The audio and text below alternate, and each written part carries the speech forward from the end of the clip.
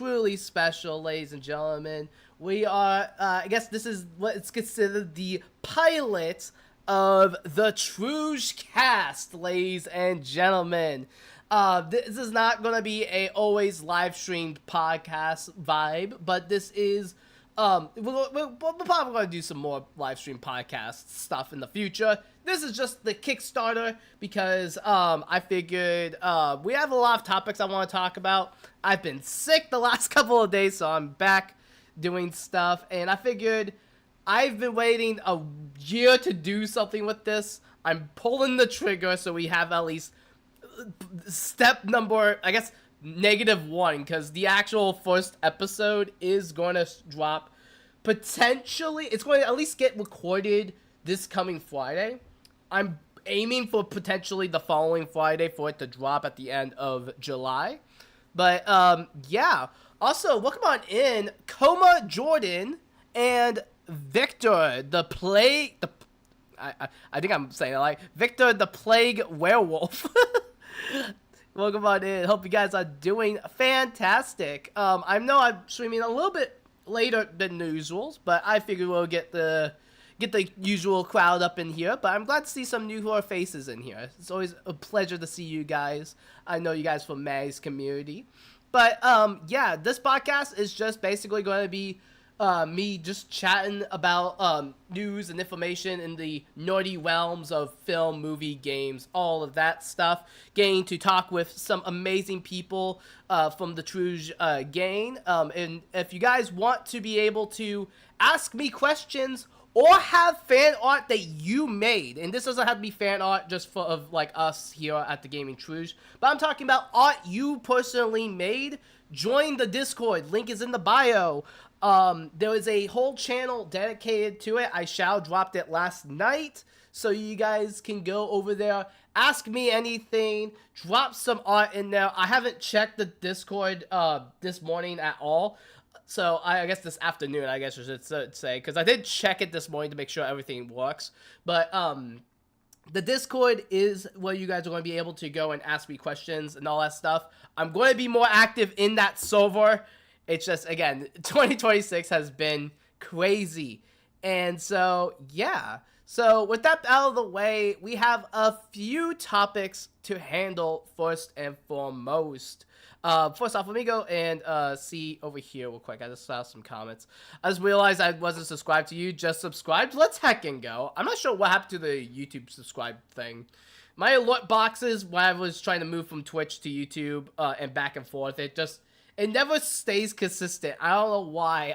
I want to have both of them just at the same time. But yeah, I actually have I'm actually in the looking for to gain some new sound alerts for Gaming Trouge going into the autumn season, because I do want to kind of like get a bit more creative with some of the alerts and everything. So yeah, we have some new stuff there.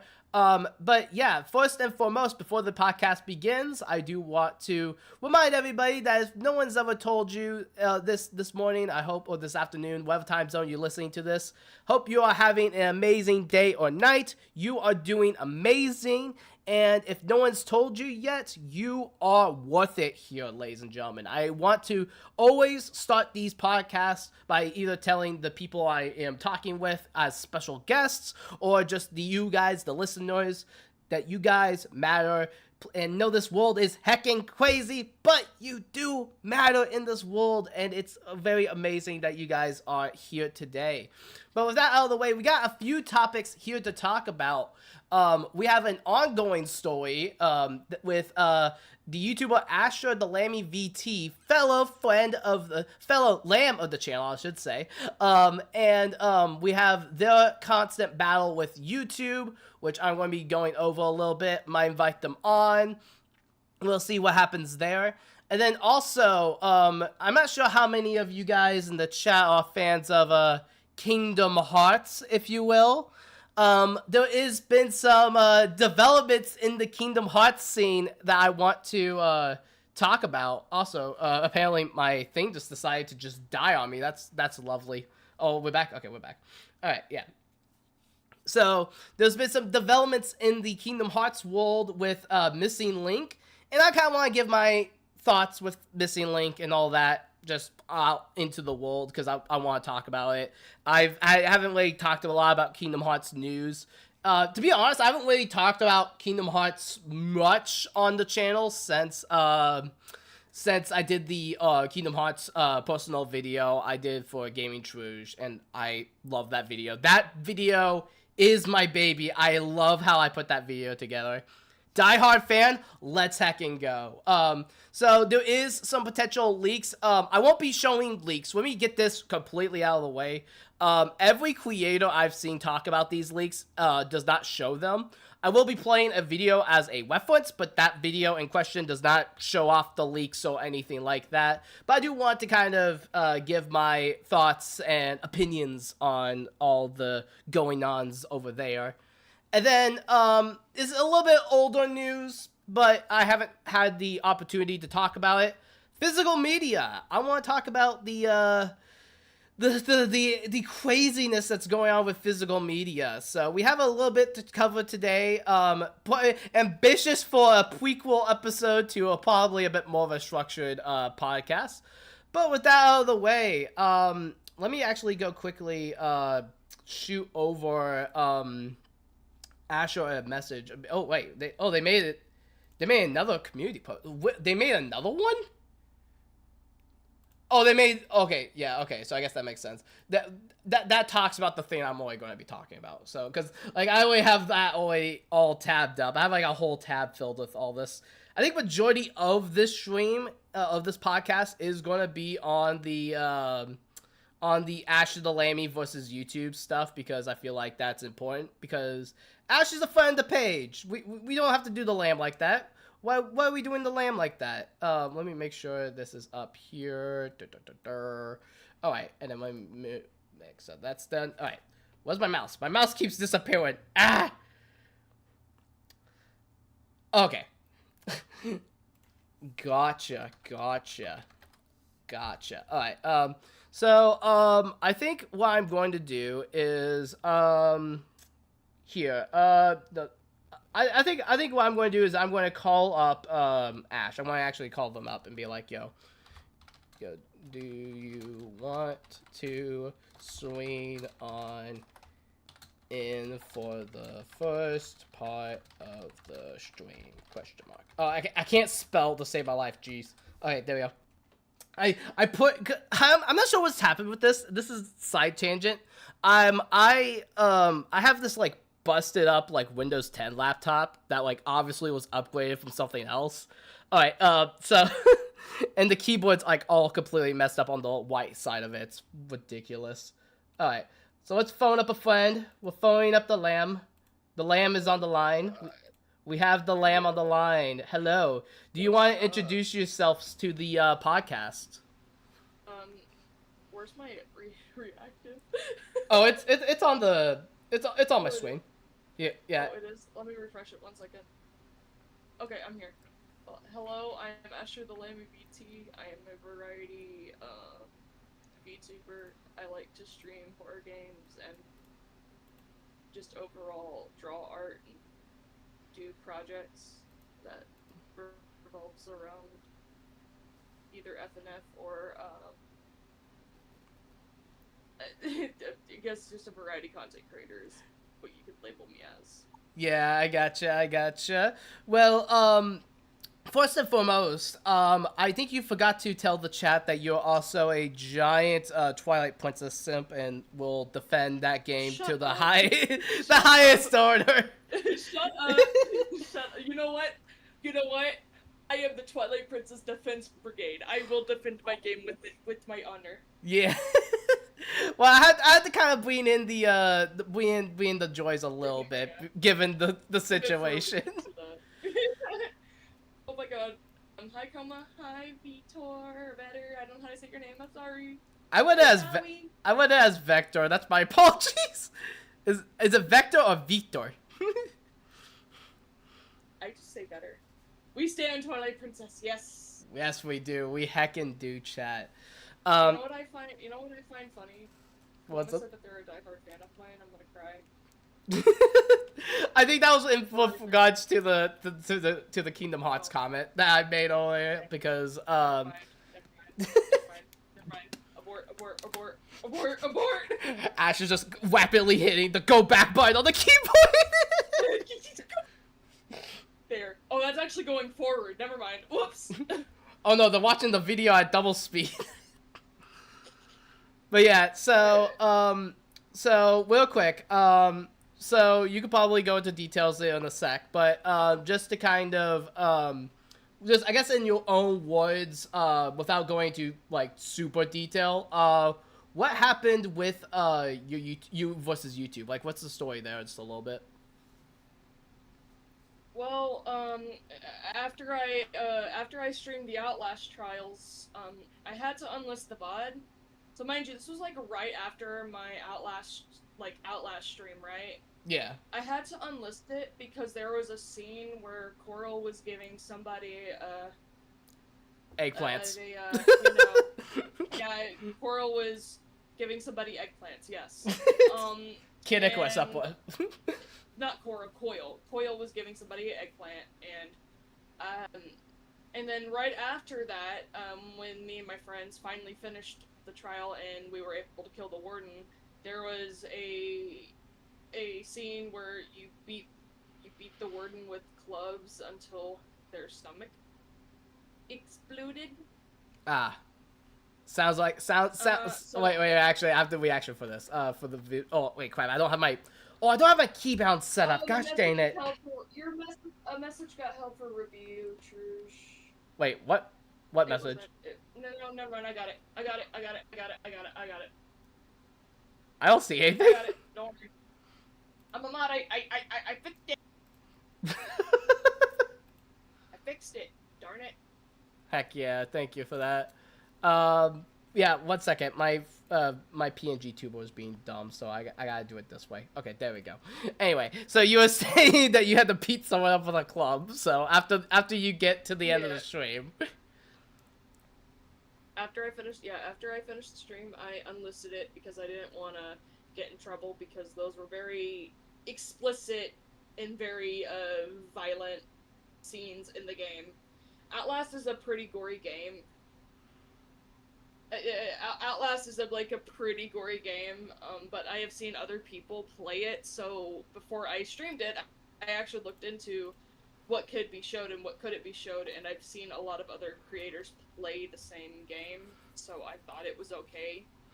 Yeah.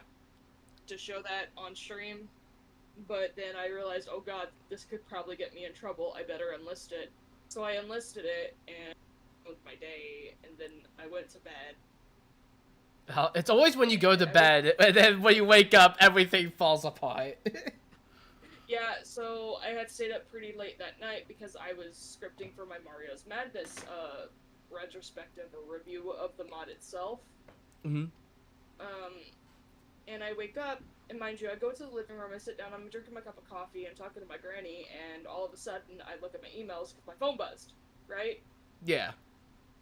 And I look at it, and YouTube said that my Uno clip, my 1 minute Uno clip, the Full Ring Circus, got for promoting self-harm, sewer slide, and explicit and graphic content, and the promotion of eating disorders. I'm sorry. It's just the promotion of eating disorders in an Uno stream. Oh, it was like a 1 minute clip. It baffles my mind. I don't know what. Like, I'm. Yeah. It's very and this is one of the things that I. Yes, come on the chat, sewer slide. Yes, 100% always sewer slide. I had to kind of had to tone down my language. No, it's all good. It's all good. I completely get it. But yeah, so if you do show the clip, you might want to give a warning. There is cussing and there is raunchy jokes. Yeah. Yeah. That's just your style of content. So whenever I get to it, I will obviously like yeah. But no, like I've known you for about 3-ish years, 4-ish years, and Four, yeah, 3 to yeah, 4, somewhere around there. Yeah. give or take. My memory's like insane. Also, Creative Webs, hello, welcome on in. Oh, my area's under a tropical storm watch. Yay, fun. Oh, we love Getting that ready here. for hurricane season, baby. God damn it, Bertha. Oh, there goes me not trying to swear. There goes both of us. They went out the window. Whoopsie. But no, I mean, no, we've known each other for like a few years at this point, and like again, like your style of content. Well, again, it's not like anything I would personally produce on my content. It has a place on YouTube. It's not really a it doesn't. You're not actively trying to break the TOS just to be like edgy or anything. Like everyone on this platform has made the jokes you make, so it's like it's not really a.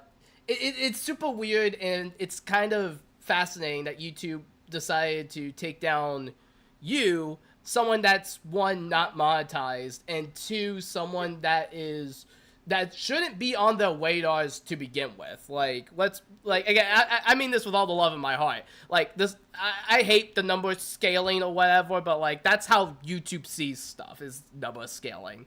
So I find it kind of, obnoxious and stupid. That's all like, okay, you have channels that are actively doing this now on the higher end of things.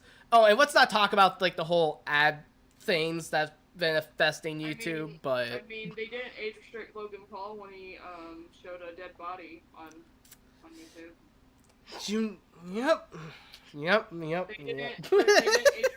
They didn't age restrict I Show Speed for jerking it on stream. That's still up. Let's talk about Moist Critical's Yep. I'll stop you right there just for a sec. I'm fully aware what that man has done, and I think he said trying to one up Delphine. And I think he said that like half of the crap ended up breaking when he was moving. The Florida weather got it. Gosh darn it, Florida. But yeah, so you sent me a few things here. So if I'm gonna do a thing real quick because I can't actively see my chat because I'm stupid. Oh, if you, yeah. So I will do it this way so I can see it on the big. Actually, I'll just do it this way. Boom. Have OBS over here because I already have the window right underneath OBS.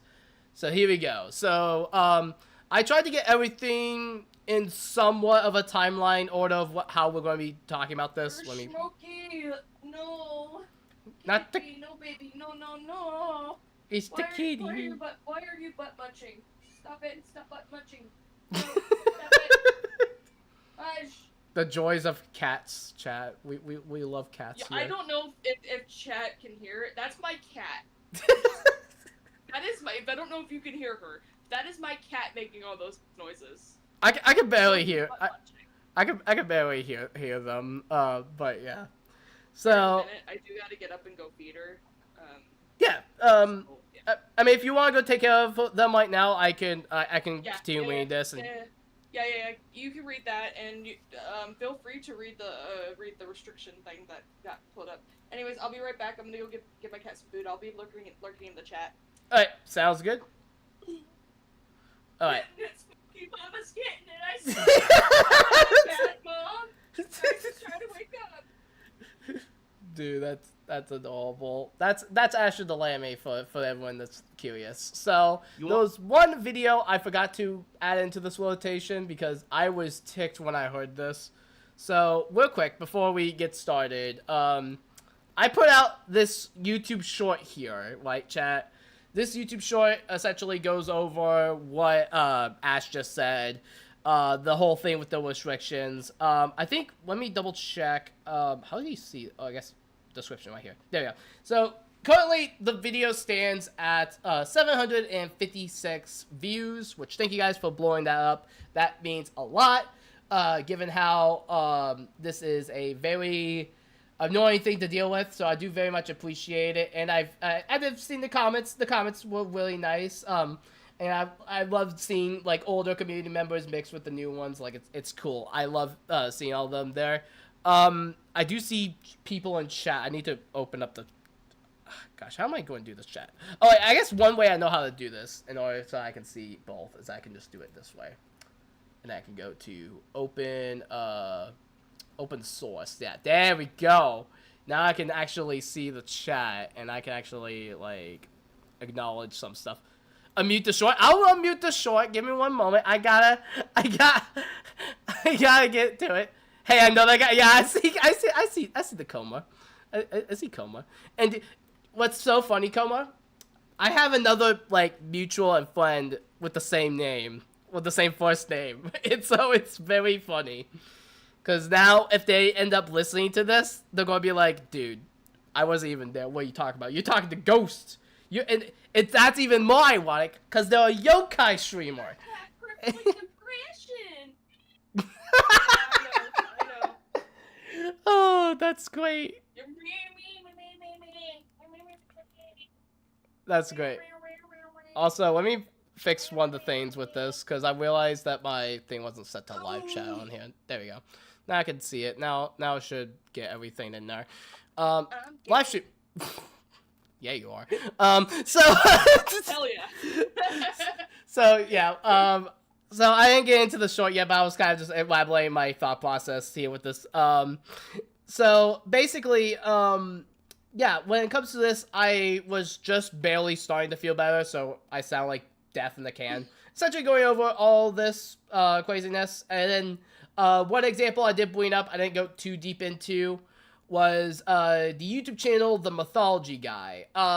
If you guys are unfamiliar with The Mythology Guy, they go over inaccuracies of mythology stuff in like a very like cutesy way. Like, he's not a hater of like God of War or anything like that. He just talks about the inaccuracies of mythology because he has a giant passion for that. Well, as you can see here, oh, I'm sorry? I got a good example of when Corey X Kenshin got age restricted when he streamed the Mortuary Assistant. He also dealt with that, but he was a larger creator, but at the same time, I thought I'd bring up Corey's situation too. I gotcha. Let me double check the Mythology Guys, if I could spell. Holy crap, I cannot spell to save my life. MYTHO, Mythology Guy, there we go. So, like, he's at 1.19 million, so, like, he's a decently sized YouTube channel. So, like, I would say that that's probably in the same ballpark as a lot of the other creators. Yeah. But, but yeah, so, like, he does, like, mythology stuff. He's very chill. He's been very vocal with a lot of his disdain with YouTube. And I think the biggest example, I'm going to actually just scroll down real quick and I can just play a little bit of the clip, is what happened with his God of War video. Because I feel like this, among everything else, is history repeating itself. Because it's a very similar, arguably stupider, like, thing that has happened with him. I cannot find his video for the life of me. Where the heck is it? Alright, I can go grab it. Oh, it's right here. I see. Oh yeah, I thought I saw it. Crap. Where did it go? Oh, there it is. All right. So, right here. Crap. I'm not on my YouTube Premium. Yeah, I got a free trial for YouTube Premium, and I put it onto the other account that I use, but it's not on this account, so that's lovely. So, I think it's like right over here, I'm pretty sure is where they play it. Also, hello RV, welcome on in. Glad you're here. We're going over the AsherTheLamby situation with YouTube, and it's very stupid. So but yeah, hope you guys YouTube likes to bully small creators into submission. They don't like smaller creators. They gotta age restrict them, guys. Yeah. But YouTube's clarified bullies. Wait, actually, I could. Oh, dude, I'm stupid. I could just do the. Oh wait, oh yeah, the transcript. I'm trying to hold back my vitriol and disdain, and I'm just very angry because I put a lot of heart and soul into my content. I try to make it appealing, and I had to also double down and make another community post explaining that I should be allowed to make raunchy and adult jokes on my platform. Yeah. You didn't miss anything, RB. You just you came in in the right time. Actually, you're not late at all. Yeah. Okay, I think it's like right here. Okay, yeah, so sorry, I was looking at the transcript just to get a bit of a better timestamp with it. So, yeah, so so what ended up happening with Ash, just as a quick TLD off of new people jumping in, there is right now a false flag going on with Asher's channel because they were streaming the game The Outlast Trials, and despite like it being like a game that people on YouTube have streamed and played and talked about, they wanted to like unlist that video and make sure it's like edited just so it'd be safe for YouTube, just because they wanted to make sure it was safe. And then out of the blue, after they streamed that, a 2-year-old Uno clip got hit with a false flag saying that it was for it was saying that it was for the like the eating disorders or self-harm, which is like, oh yeah, the promotion of eating disorders, sewer slide, and self harm. Which is very stupid. It's not what the clip is at all. So it's like, it's very It's me basically making a gay joke about myself. yeah, it's them being very extreme with their like, you know, like being like, yo, like I this is me. This is who I am. So it reminded me of this situation that has happened with the pathology guy. I'm going to play a little bit of a clip right here just so you guys can hear what I'm talking about. And you guys can probably attest to if this sounds familiar with what has happened with Ash here. If the YouTube would not mute itself, that would be lovely, YouTube. Come on, YouTube. I'm going to mute up and unmute. Alright, no worries. You're good. In the opening, so if the entire game is okay, why are segments of it not okay? That doesn't make any sense, YouTube. But of course, when you really... one thing I found out over time was apparently it might be the scene in the opening where Kratos, like, jumps off a cliff.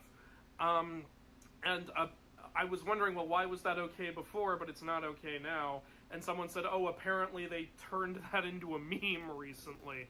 And, you know, the higher-ups at YouTube have no idea how memes work, so they think people are gonna see that and go, ah! Oh my god, my kids are actually gonna go jump off a cliff.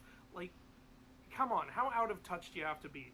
And there's a few reasons why it's even more ridiculous. One, I show a very small segment of that, and two, I don't even play the audio of that in the video or show the subtitles. It's literally just that segment's only there because it's the first showing of Kratos in the game, and I'm talking about Kratos from mythology during that point, and in the video, I talk over the entirety of it, and little images pop up over it. You can barely even make out what's going on. But, you know, you're probably thinking, no, listen, mythology guy, you don't understand. Even though this is an animation of a not real person who dives over a cliff and doesn't even successfully unalive himself, that's still unacceptable. You cannot show an animated...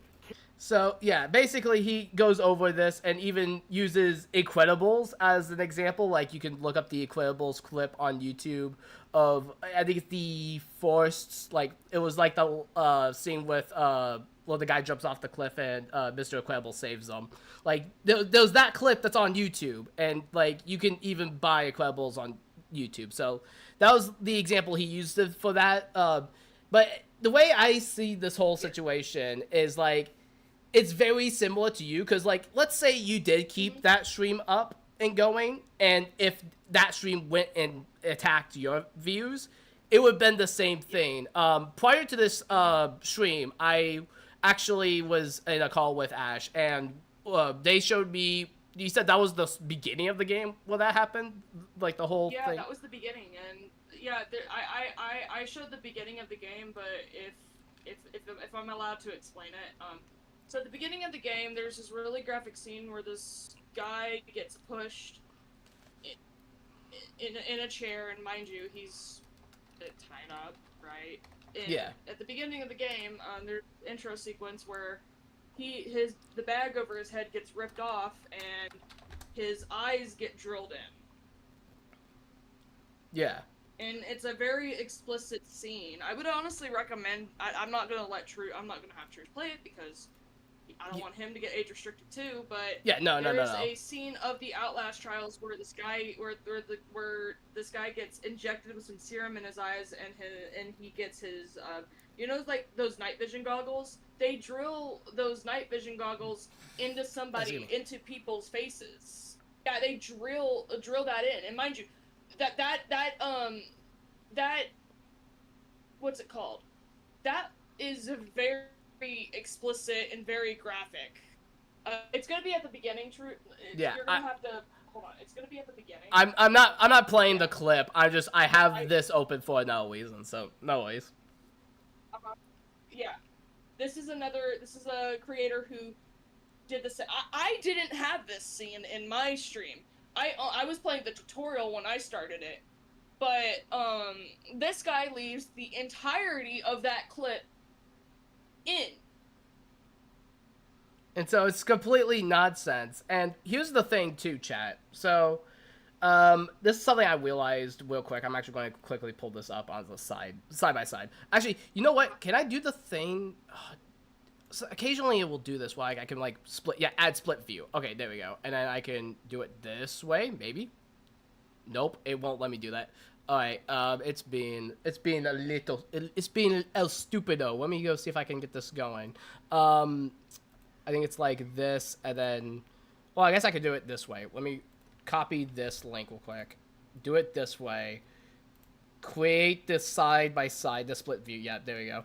Place that here. Do you want the unlisted stream? Mine got out. Mine wasn't there. I was playing the tutorial. No, that'd be fine. This is what I was actually going to do real quick. Oh my gosh, everything is playing so professional. We love it here. Okay, so ladies and gentlemen, let me show you something real quick that I found interesting. Real quick. So I was casually. This was actually earlier today, completely unrelated to this. I was watching a Scott Stash video. It was a video on like animal rankings or something random. Yeah, animal tier list. So I found this very, very funny. So 1 second. Oh no, you good. So I found this very funny, chat. So you see right here on the left of the screen, age restricted video based on community guidelines. And it's kind of weird that this video got age restricted because, again, it's one of YouTube's biggest content creators in the gaming space at the moment. They got hit with this false flagging. And now, Scott the Waz is a very safe channel. They don't show anything out of the ordinary. They don't do stuff. They censor out stuff. They're very much like a YouTube-friendly channel. They're super cool, super fun. And one thing I noticed is that, obviously, this would have a notice saying age restricted. As you can see, over here on the Outlast Games trials, no age restriction at all. And you know what? I'm just to extend an olive branch. I'm going to quickly open this real quick. I'm going to mute the tab real quick just because I don't like it. Oh, what's that? Before I leave, Jenna told me I have to get up and go do something real quick. Yeah. I gotta take some meals in. But Jenna told me she's gonna talk to Breezy's mom because Breezy's mom's a lawyer, and she said that since Breezy's mom, her partner, is apparently the Team Omnixia's lawyer, Jenna said that she's serious about suing, and I told her to hold off on it, but she's adamant she wants to sue. Well, that's more power to them. I don't know any of this crap with that. I told her, I told her that's kind of that's kind of like overboard. That's kind of overkill. That should honestly be the last result. Yeah. If the claim isn't removed. But I explained to her that that's a little overkill, though. So, I mean, real she quick wants before. to. I'm not stopping her. So yeah, just real quick before you leave, let me ask you this then. So do you currently have a strike on your channel? Like, does your video have a strike No. or just anything like that? No, I don't have a copyright strike. No, I just Well, have a claim. It would be like a Like community restriction strike. claim, That's yeah. what it would be under. No, I don't. Okay. No, I don't, because I can't get the restriction removed. They apparently I thought I was gonna get a strike because I've seen people who had age restrictions and they got a strike. I've seen it happen before, and I think that's what Jenna was probably jumping to. Yeah. I don't have a strike. It just I sent this over to Maddie, but I still remain age restricted. Hold on one sec. Okay, so it's probably going to take a few days then, potentially, for that to clear. Because again, you don't have, because if that clip is just, is that clip like the Una clip still up on your page? Yeah, on my channel. Yeah, it is. I'm thinking about deleting it, honestly. Yeah, it will probably just be better if you just delete it, and then if it goes like, if it starts clearing up, re-upload it, see what happens. There's a high chance that nothing will happen, but, you know, just to be on the safe side. Because, obviously, it's not one-to-one, but the way YouTube systems work is that if you wait for a couple of days or, like, make, like, a slight edit to that clip when you re-upload it, it's literally like YouTube itself is rolling its own dice to see if it will work or if not work. Because, I think June the Keen said it best in one of their videos where they're like, it's like, get up. yeah. No, I gotta get up. I got mom's meals. I'll be right back. Alright, you take care, fam. So, yeah, that was Asher. I'm actually just gonna leave the call just to be on the safe side. And then I'll just contact them back whenever it gets into it. But this is what I'm talking about, real quick. Sorry, I didn't mean to get off on a little bit of the tangent, but Outlast gameplay walkthrough, full game, 60 frames a second. Let me catch up here on chat real quick. I do apologize. YouTube relying on its AI bots rather than actually living, breathing human beings. Yeah, and that's the thing. You know, that's the stupidest thing out of all this, right? Because I'm completely down the middle when it comes to like AI usage and everything. At this moment in time, there is so many cons with AI usage. It's 100% stupid to like keep pushing that and like advertise that this is AI, because it's just constantly scaling off people, and that's like the biggest thing, right? Because like it's not, the genie's way out of the bottle. There's not a way to put it back in. And so, like, there is, like, ways to, like, obviously mitigate, like, AI usage and all that stuff. First and foremost, actually have a moderation team behind your platform instead of relying on a algorithm AI bot to make decisions that, like, human people would not make.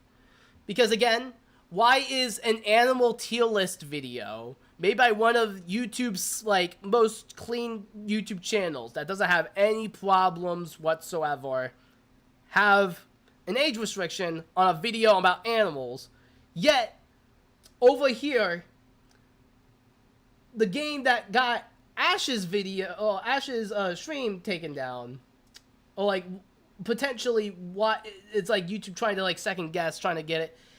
It's mind melting. It's completely mind melting. It's mind melting. It's literally breaking my English. I'm so sorry. If it makes anyone feel any better, I heard that countries like Australia is not allowing AI data centers. That is really good. I will say that. That is really good. Like I said, with great power comes great responsibility. That I know most of you guys came from like Maddie's community. Shouts to Maddie. They're chill. They're amazing. Spider-Man, right? With great power comes great responsibility. You could do so much crazy things with AI. However, it also comes with the responsibility of how people have used AI. And because how AI has been used so much, it's so much a not only just a community whisk, but it's also just actively hoarding people that want to like actively like be in creative fields like film, games, YouTube content creation, music, all of those. And it's just so stupid, you know? It is just so stupid. So yesterday, Ash puts out a tweet. Puts out a YouTube community post. I also post out my stuff on my social medias as well. YouTube age restricted. One of my old clips from 2022 through 2023. I will be making a video on this matter because this like upsets me. This is having the claim. So YouTube's claim again, just to like fully reiterate. I think I actually have the screenshot right here, just a little bit zoomed in here, so you guys can actually see and read it. It says, "Hey Asher, Dawuniki." I know it's like supposed to be 2 spaces. YouTube in the like first last name nonsense. We reviewed the 3-Winged Circus Uno clip from Twitch, and it confirms that it's not appropriate for younger audience in the community guidelines. Your video will remain age restricted. What we found, your content says all the things we've said in lewd language. That's excessive, apparently. Excessive, which is wild. And then this video will not be able to be viewed with anyone under the age of 18.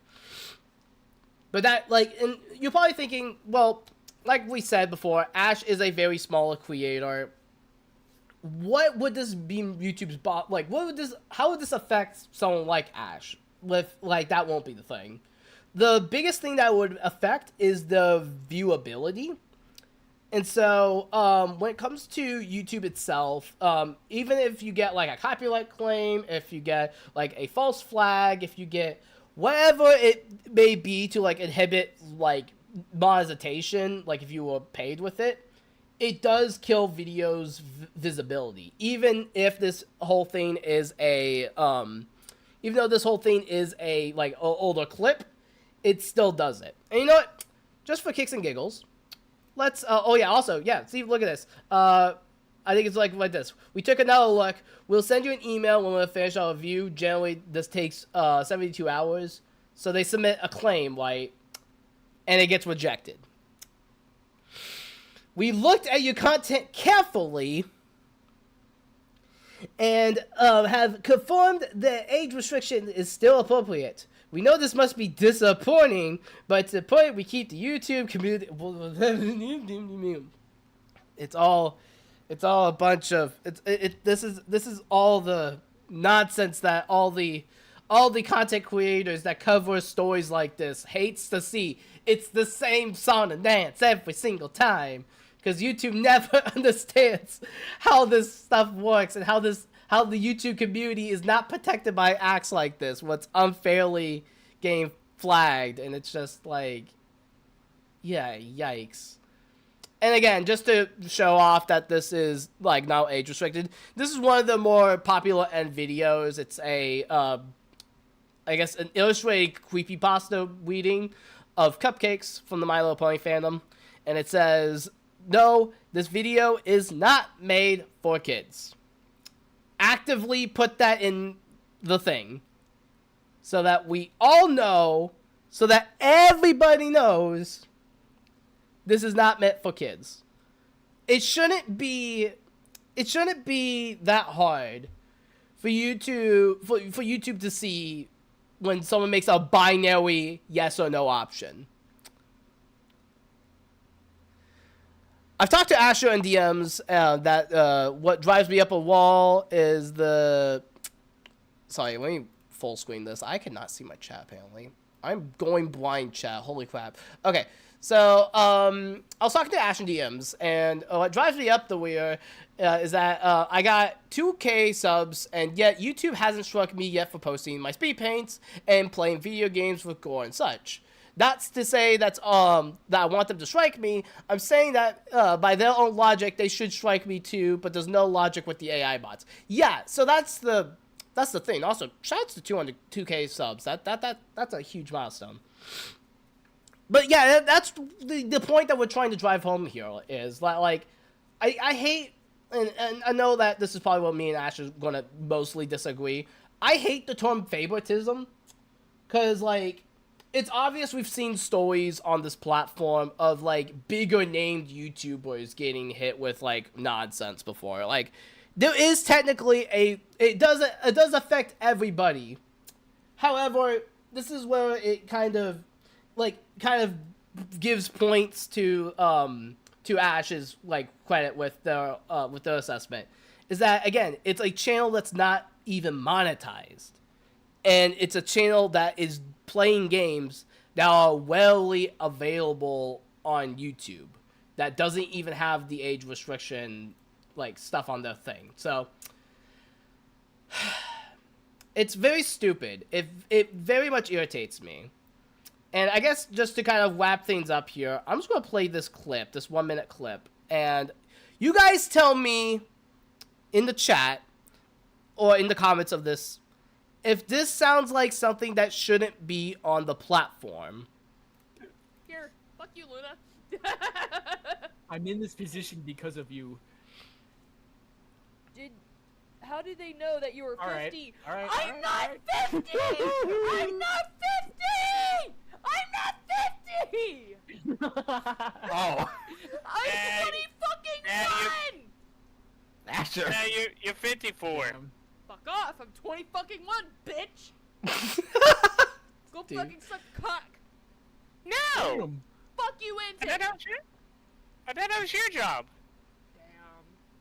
Damn. Damn. I don't even like dick anymore. I like pussy. What? I said I don't even like dick anymore. No wonder it didn't work out for us. Wow. Okay, funny enough, It's late at me night, and, but I'm like, me and that's Cor- fucking before funny. any- So that's the clip. That's the 1-minute clip that got this channel age restricted. And like I said, I have no idea. Let me actually double check and see if they're still. Oh no, they're not even in the Discord. Oh yeah, no. Also, there's the koi catcher video. Oh, I just came back. Avi just came back with the clip. So yeah, real quick, Avi, that's the clip that got Ash's like video age restricted. And keep in mind, this was perfectly fine on the platform 2-3 years ago. I can tell you one thing, there's even more raunchy content on YouTube that is still up on its platform. You know what? Because I've been hyperfixating on this, I'll just quickly extend one more olive branch just to drive home my example real quick. One of the most influential animated studios at the moment that's currently doing like indie work and doing stuff for Amazon as stuff. Look at, like, I guess that's the live streams. Look at the shows. They don't have a thing set for those shows. Where's the... Okay, yeah, there we go. So, I'm going to go to this episode right here. I'm obviously not going to play it because I don't know if that's OA or anything. Absolutely nothing. No stupid age restrictions. With the amount of blood and gore. Warning for naked hour. Bo. You can't make this up. You can't make this up. There is so much content.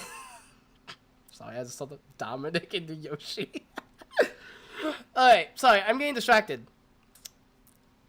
It's a very stupid system, and it's very much, again, rules for thee, not for me, I guess. It's the whole thing. And, yeah, so they made a community post a little bit ago. I want to make this community post clearing up a few things, because it is the fact that the content is not made for kids, and they provide proof saying that it's not for kids, because they have other videos that said the same thing. But, yeah. It's a very stupid term of events, and I think I've made my point pretty clear here. The best way for YouTube to fix this is to obviously put back the video normally so that they don't have to delete it. Even though I told them, you should probably just delete it anyway. Just probably re-upload it. Hopefully it doesn't give them a community strike, because that would just kill the visibility for like a month there. And this sucks everything out of the enjoyment of being a content creator. And this is why I kind of wanted to bring this up as, I guess, the first major topic for today. I love this job. I am extremely lucky. I can't even say I love this job. I love this hobby, because I obviously I get next to nothing with my money. Whatever. So I love making videos. I love talking about stuff. I love the work of art and artistry to get a video from point A to point B done, synced up with the music and with the audio and the voiceover. It's all good. We were actually just talking about this earlier in the start of the stream, with my intro that's like very much an AMV style. That is a very much that's like why I love editing. AMVs can tell those stories with just music, and I love that. That is one of my favorite things why I love doing YouTube, is that when everything comes together, it's like an orchestra playing a very beautiful piece, and everything hits together. It's very beautiful, and it's why I love and always love to see other content creators pick up the hobby that I pick up doing. And especially I love seeing that nowadays where like people can get big on other platforms that's not just tied to YouTube. And I'll say this with every other platform. When you're dealing with stuff like this, takes the entire enjoyment factor out of the platform and out of the hobby. And my biggest fear is that this could potentially make Ash be like, okay, well, I wanted to do something with YouTube, but I guess I'll just go back to Twitch and just kind of just stay in my comfort zone. Because Twitch, while it has its own set of problems, it doesn't do crap like this. It doesn't go out of its way to actively take down VODs, and it sucks, dude. It sucks. It's very bad. I hate that this is affecting a friend of mine who, again, when it comes to like situations like this will put a lot of stress on everybody. I feel like this has doubled the stress and anxiety with them. They've been very chill when they came up on my podcast. I really appreciate it. But again, it's just very sad to see that like people that are just actively minding their own business, like, what the heck? So, ladies and gentlemen, I'm going to quickly do this real quick. Let me go to the go back to the, what's that? There it is. Go follow Ash's YouTube channel. Go get that going. I've spammed that a few times, so it should go and do its thing. Go follow Ash and go actively support them. They have their coffee and stuff linked in there. Go wind up the commission sheets. They are fantastic artists. They've done amazing work. They've actually done work for me. They've done a Willie Banin human OC. If you guys have seen the Numbnut video. Also, if you have the best thing to do is to follow them on Twitter. That's also the best thing to do. Just screw it. Tag them on every social media. Like, I know that they have like Twitter's like the best option, unfortunately, because it's like, why not just have like a better way of reaching out to them? But yeah, my mental state's been blah. Yeah, I completely understand it. But if it means anything, you have been making impacts in a lot more people, and they all want to see you like survive this, because this is not great at all. And I know that it sounds super cringe when I say it, but like it truly is something special when you put time and effort into a stream or into a video, and you're not only just having fun with it, but you also are like actively enjoying yourself.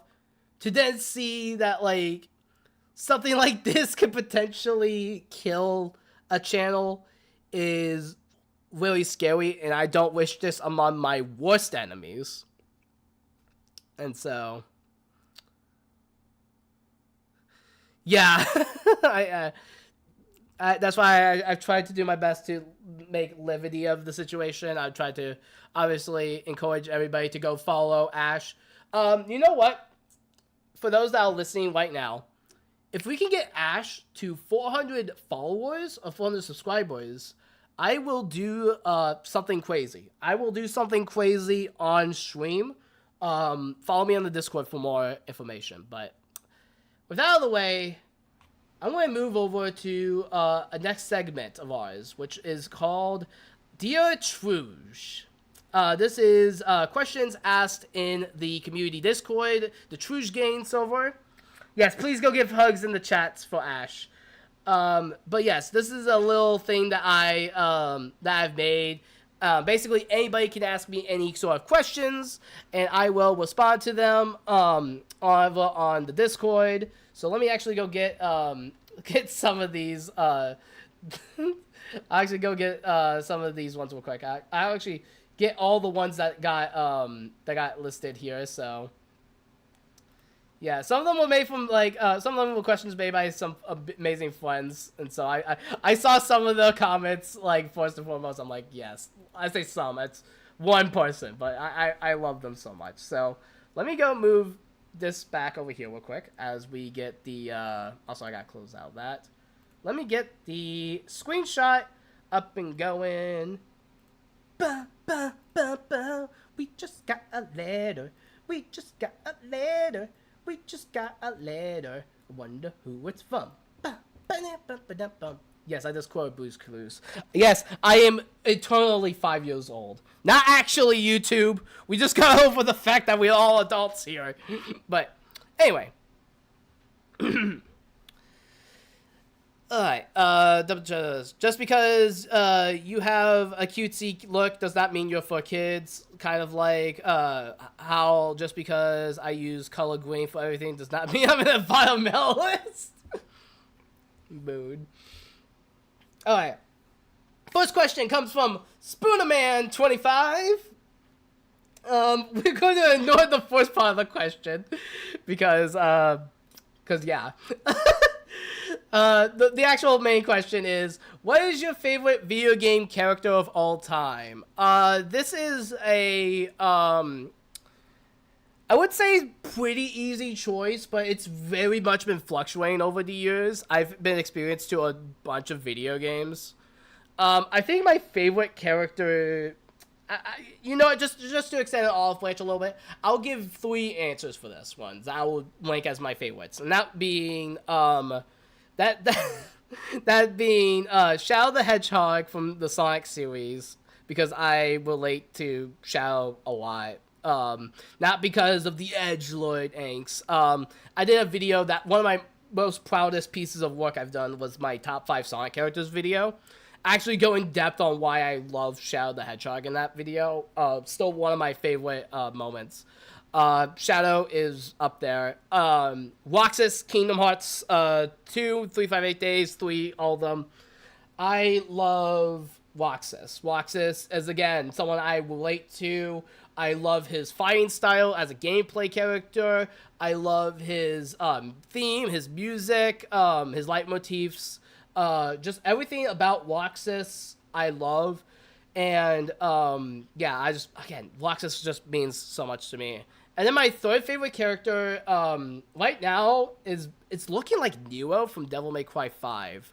I've, been recently getting into that series, and Neo has been nearing the top of that list. Like, he's the white balance of, like, a human character and, like, the crazy, like, anime protagonist, and I love it. He's so good. He looks goofy as heck with the Mega Buster DLC, so really, really cool, really awesome characters. But those are 3 of my favorite characters. Could also fluctuate anytime. DGC says, how did you first get into gaming? I was probably around 3 or 4 years old. I've always said it was 4 years old, but I might have been a little bit younger. I might have been a little older. I was experienced. My mom got a funny little cube, a game cube, if you will. And inside the cube, there was a game called Super Smash Bros. Melee. And from the GameCube opening, like the iconic GameCube opening, into the Smash Melee opening, my little mind just exploded. I was all like, this is amazing. The colors are beautiful. The music's amazing. There's all these different cool looking characters. I didn't play Pokemon for a while, but like as soon as I play Pokemon, I'm like, oh, that's the guy from Smash Brothers. But yeah, Smash Melee was my very first ever gaming experience that I've had, and it was kind of what got me at least interested at first. What fully got me into this hobby was I was playing. There was this game series, and I know you probably might think it's way weird that like a kid was playing this, especially at the time. But it was the game Halo 3. And this was around 2007-ish, 8-ish, around there. We had LAN parties. We done a lot of LAN parties with these games. And just the community of people, it brought people together. I think my dad was like one of the first people like way introduced me to like just multiplayer and bringing people together. And then on top of that, Halo 3 has one of my favorite stories in the Halo canon. And I think that probably is what, like, fully solidified my love for this medium. Because I've also played stuff... I think I'll also point to something like Sonic Adventure 2 when I first, like, really experienced that. And thought, oh my gosh, this is how, like, platformers can even tell stories. Like, it's just... It's so good.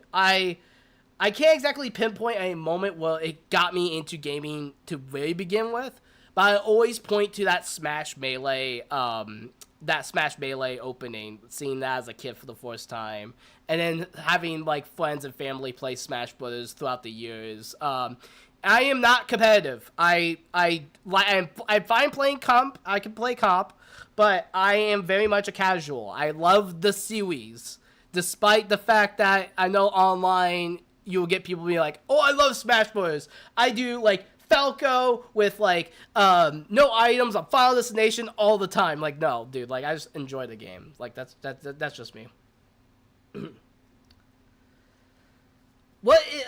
This is from, Princess Pixel says, what video game ended up being a game changer in your life? These are all really, like, good questions. Holy crap. Thank you guys so much for the questions.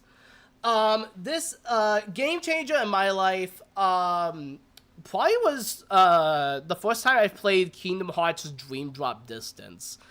So, a little bit of history with me in the Kingdom Hearts series. My first game in the series was Chain of Memories. I didn't get terribly too far into that when I was a kid. But later for my birthday, I got both a copy of Recoded and a copy of Dream Drop Distance for my newly, like, acquired 3DS. I wanted to try out this game, and I was blown away with it. I instantly fell in love with Sora as a protagonist. I loved his goofy, like, persona. It got me, it introduced me to the World Ends With You characters, even though I kind of already knew that game existed, because I used to frequent the Nintendo channel on the Wii so much. I love that channel. Nintendo Week, I miss you. If anybody knows what that is, please let me know in the live chat. But yeah, that's how I got into the Kingdom Hearts series fully.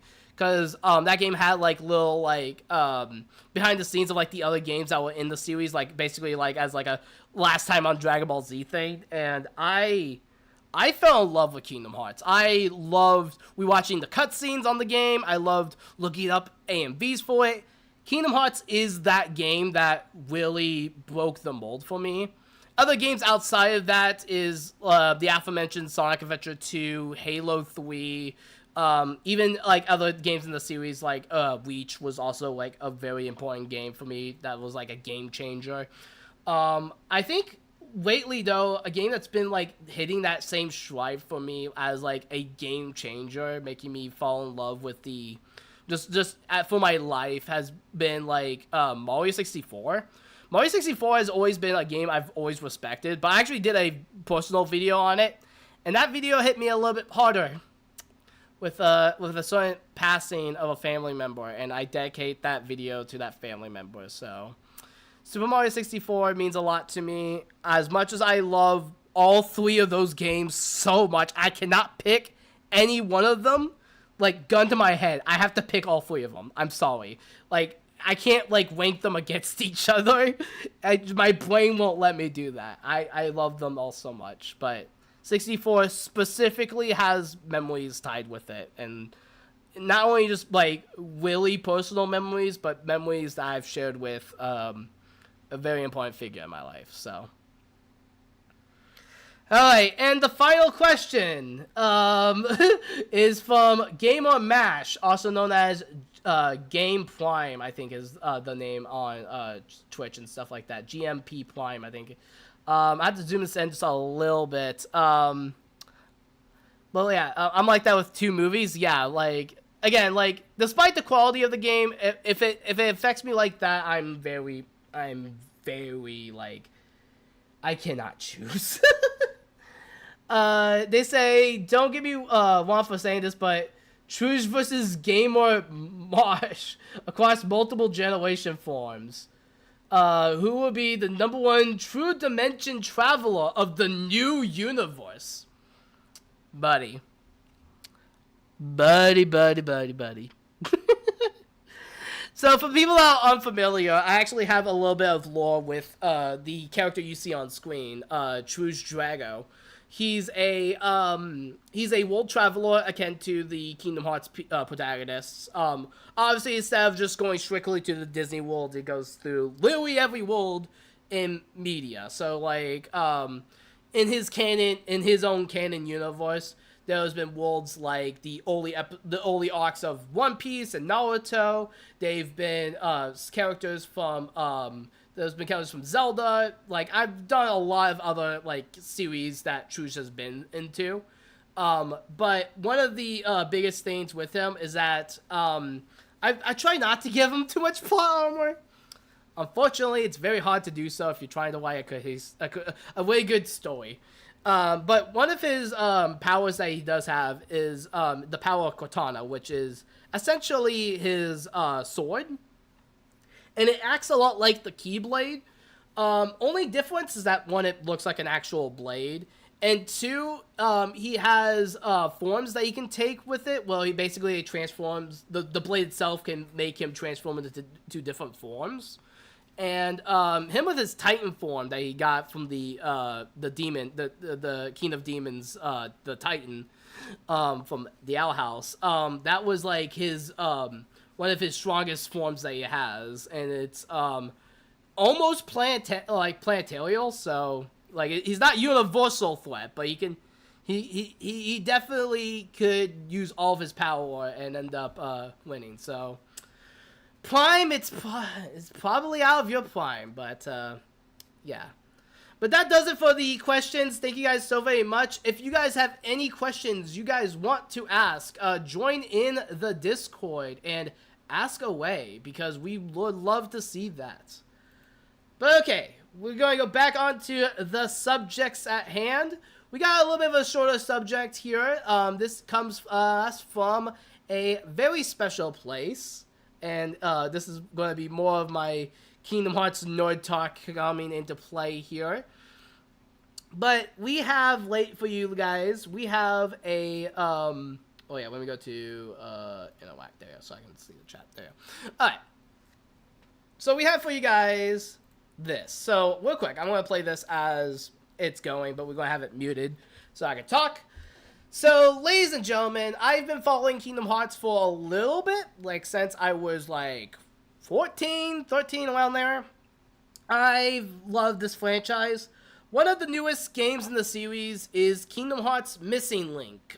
This is a mobile phone game that was essentially going to act like something akin to Pokemon Go, where you walk around your actual real life and you get into heartless battles and travel to different worlds. And like most of the Kingdom Hearts games, it's going to link up to the future ones. And depends on how you really look at it. It's a very weird way of handling things. But yeah, this game was in beta in 2023, I want to say, 2024? Mine's a little fuzzy there. But yes, there was a beta for this game. It came out. People have been enjoying it. I tried to get the beta. Didn't end up working. But, yeah, so, they had plans on releasing this game. But then, it, ended up getting canceled. Probably for good reasons, if I'm being real here. Because mobile phone games, why isn't this on, at the very least, a Switch? Because this is something that always threw me off, is like, like, the Switch is always like, oh, you have mobile phone games on Switch all the time. You have the Final Fantasy Pocket Edition on Switch instead of the actual Final Fantasy 15. You have, like, the Fallout game that was on Switch. That was a mobile phone game. There was, like, mobile phone game ports, like the Pokemon Showdown stuff. Like, oh, not Showdown. What is that game called? Pokemon, what is it? Pokemon Legends? What is that game called? Pokemon... Oh, Unite. That's what it was. Sorry. I was trying to think if it was, like, yeah, it's this. It's Pokemon Unite. So, you have, like, mobile-esque games on Switch. Why not put, like, the Unchained Key, Unbackchained Key, all those, Dark Road, all on Switch? I feel like it wouldn't be that hard to implement, all things considered. But... whatever. This game got canceled. We kind of heard nothing about it. Square is mostly in the market to finish Kingdom Hearts, to finish Final Fantasy VII, the remake trilogy, which looks really freaking good. But and I actually have I have Rebirth behind me right now. I should get to it. I just haven't had the time to get to it, so.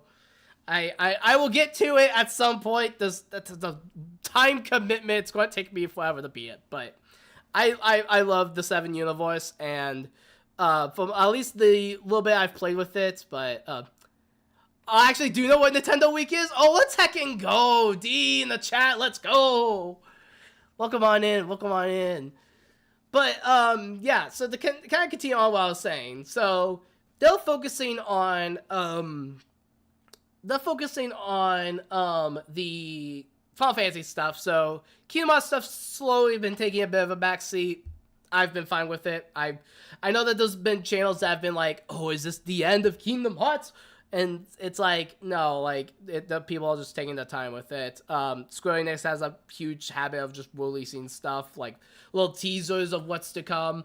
I think now, with, like, how everything is turning out, probably, like, 2028 will probably be the release date. 2029. Don't want to say anything too there. But I say all that to say, there's been a massive leak. There's been a massive leak. Let me make sure this is refreshed because I know occasionally it freaks out. There's been a massive leak in the Kingdom Hearts community. And I wanted to kind of talk about this a little bit, because I saw a few videos on this. This one that we're going to be watching today is made by Skyward Wing. They are a, like, old head in the Kingdom Hearts community. I mean that with all the respect possible. I watched this guy. I watched, was the Gamers Joint I caught a little bit of. HMK was one of my favorite ones. I love the energy of HMK. All three of these guys, the Kingdom Keepers, I've watched a lot of these guys growing up, and one of my, when I saw that Skyward was talking about the leaks, but had very interesting stuff to say about it, I was like, okay, I need to talk about this as soon as I could. So, I'm just going to play it from his ears real quick, just so, like, from his lips real quick, because I need to get a drink. But, just to give you guys an idea of what the leak is, I'm going to let them explain it. the most insane Kingdom Hearts leak I have ever seen. We've dealt with leaks before, but nothing quite like this. And I wasn't gonna make a video about this originally. I think leaks are fun to make videos on if you can theorize whether or not the leak is real or not. Previous Kingdom Hearts leaks have been smaller things like rumors or potential fake screenshots. And this one is too big, and I was worried about covering it on my channel. Mainly because I didn't want the Square Enix ninjas to come after me for it. But the situation surrounding this leak is so interesting and volatile. It goes beyond just the leak itself, and I think that's worth exploring. I want to start by saying that I think leaks of all types are bad. They can ruin the company's production pipeline and overall kill excitement for future announcements. It's people's full-time job to make sure they keep that excitement up and as high as possible. And leaks ruin the threat of destroying all that hard work. But the entire situation surrounding this leak is worthy of a deep dive within itself, and we're going to talk about the whole thing. I won't be including any footage from this leak to avoid being cooked online. So if you haven't seen it already, I recommend you get out of here immediately. So I will say this right away with this video in question. I won't go too in-depth with like the story stuff, but yes, please do keep in mind spoiler levels are at Omega level here with this conversation, just because, again, stuff could potentially be talked about. I will not showcase all that in here, but just in case if I like flick up, I just want to give you guys just a quick little warning there. But again, he doesn't show anything here. He mostly just talks about what all this is. I will kind of stop like when it gets closer to like the actual point of it. Also, Infinity Strife is in the chat. Let's go. Everybody give Infinity Strife all the love. We love our dork here. We love our Genshin Impact dork. Persona 5 dork. We love you, man. Hope you're doing good. But yeah, so yeah, all kind of crazy stuff. And again, I feel like with the non-sequiturs, I say non-sequiturs, with the like the pre-wamble, that's what I meant to say. I don't know why I said I'm dumb. So like with all the stuff out of the way, so let's play this. Let's go here. Kingdom Hearts Missing Link has been leaked online. Kingdom Hearts Missing Link is the canceled phone game that would have held us over until Kingdom Hearts 4. And it's a game we'll likely never get to play in its current form. It's the full-blown cinematic similar to what we would get with previous Kingdom Hearts openings. And I remember first seeing this online thinking that it was all AI. Before the footage came out, the leaker went on to 4chan leaking various screenshots from the opening. And no one wanted to believe that they were real, leaning into the AI argument. I mean, we live in a world now where everything can be made with AI, so I understand people's skepticism. Even I didn't believe it to be true. But then they dropped some of the footage of the opening, and all of my AI fears started to fade away. In my opinion, the footage is way too high quality to be made by AI. From the character blocking to the action sequences, and the various deep-cut Kingdom Hearts material present. There's no way that AI is that good to create something like this. It is kinda insane how AI has warped our perception of basically everything, where now we have to second-guess every single thing that's presented in front of us. Quite literally, is this real or not? But now we're just a bunch of paranoid folk. The leaker posted this footage onto 4chan under Anonymous. Now, how did this person get access to this footage? So the running theory right now is that they found a way around Square Enix's security system. Square Enix held a closed beta for Kingdom Hearts Missing Link a while back, inviting players to try out the game and give their inputs to improve it. But it seems those who were invited were able to reverse engineer this invitation and use it to access files outside of the beta, reaching into... Which, that's insane. Like, I know that we live in a world with, like, all the Nintendo leaks and everything. Like, there was, like, ways that people got the stuff to do, like, the PC, like, decomps for all this. This is insane. The fact that, like, people are that dedicated to see, like, more Kingdom Hearts news, that during the open beta, they just went in and saw all this. It's wild that this was, like, it probably wasn't super easy. I'll say it's easier, probably, because from what they've, like, I've heard multiple people say, like, the servers for that type of stuff was, like, crazy not safe. So, like, it wasn't, like, it was very easy for people to, like, get into this sort of stuff, and it's just, like, bro, why make it so easy? It reminds me of just, like, how, like, I remember back in, like, the Smash days of, like, only, like, Smash Brothers, like, YouTube and, like, Twitch streams and stuff, where, like, people were like, oh, yeah, we found out that, like, the net code for the Smash is, like, Windows 98 PCs. I'm like, oh, gosh. I don't know why it's old tech like that and old, like, stuff, like, it kind of just, like, all blends together. I'm like, bro, like, why are we looking like the old technology? Use Windows 10, use a firewall, be safe when you make a product. A cloud folder with material that isn't in the beta itself. and one of those things happened to be the opening movie for Missing Link. It's important to mention this. While getting leaks of any kind from a company is shady and slimy, I hope this is a lesson to Square Enix about tightening up their online security. There's no reason why normal folk should have access to this stuff. I do not wish to victim blame, but I hope this is a lesson for them. Exactly. So something like this can never happen again. Eventually, the footage was posted onto Twitter, and the rest is now history. Although the entire opening wasn't posted at first, only showing maybe the first third of it before it gets cut off. And now this is where things get interesting. And hits a little too close to home. If you looked at the leaked footage, there's a moment where a YouTube channel icon appears on the screen. And you can see this channel is Damo279. And this right here has caused a full-blown civil war in the Kingdom Hearts space. For those of you who don't know, Damo is a Kingdom Hearts YouTuber. He's done tons of work surrounding the Kingdom Hearts mobile games, and I've mentioned his channel a bunch of times before, as his videos have been a helpful tool in getting into the Kingdom Hearts mobile game lore. So many people are wondering why his channel icon has appeared within this footage. For full transparency, I do know Damo. It's one thing when you cover a story and you don't know those involved, but it's an entirely different tale when the Kingdom Hearts news is directly tied to one of your mutuals. There we go. There we go. We just covered a story with with someone that is a very close friend of the page and someone that I will always call a friend, and they are in battles with YouTube. And so that's why I brought them onto the page to like go and talk about this stuff and just like hear their own like words about this. Obviously, this is a whole different thing. I don't think Asher would ever do anything to this extreme, or potentially do anything to this extreme. I don't want to put blame on anybody but this. But it is very weird. It's kind of weird. That's what it is. Just, you know, the fact that his YouTube icon, or their YouTube icon, is on this video clip.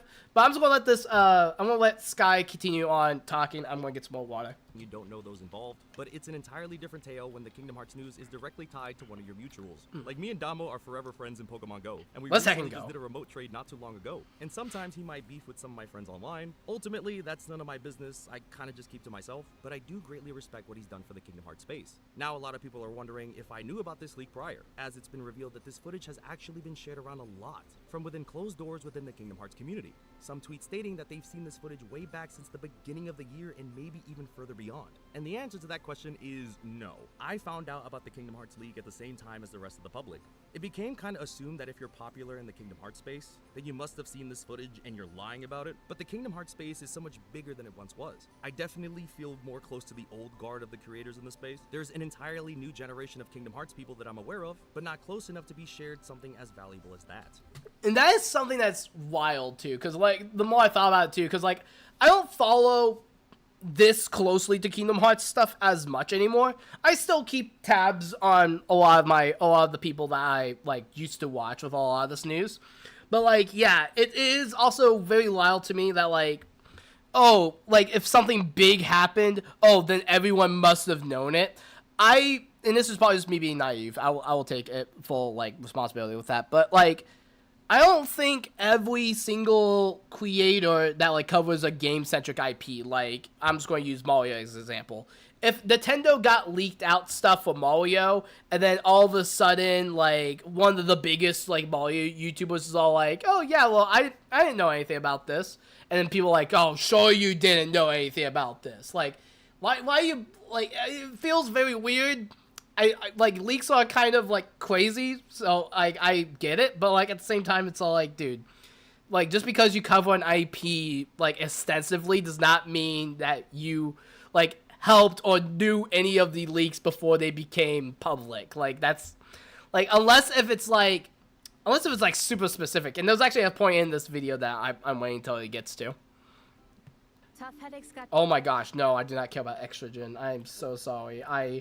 I just want to watch the Kingdom Hearts video. I'm so sorry. Guess I'm not cool enough or whatever. I've seen so much bad mouthing about Kingdom Hearts creators over the last few days, so I just wanted to put that out there. Now, Damo did make a statement about his icon appearing within the leaks.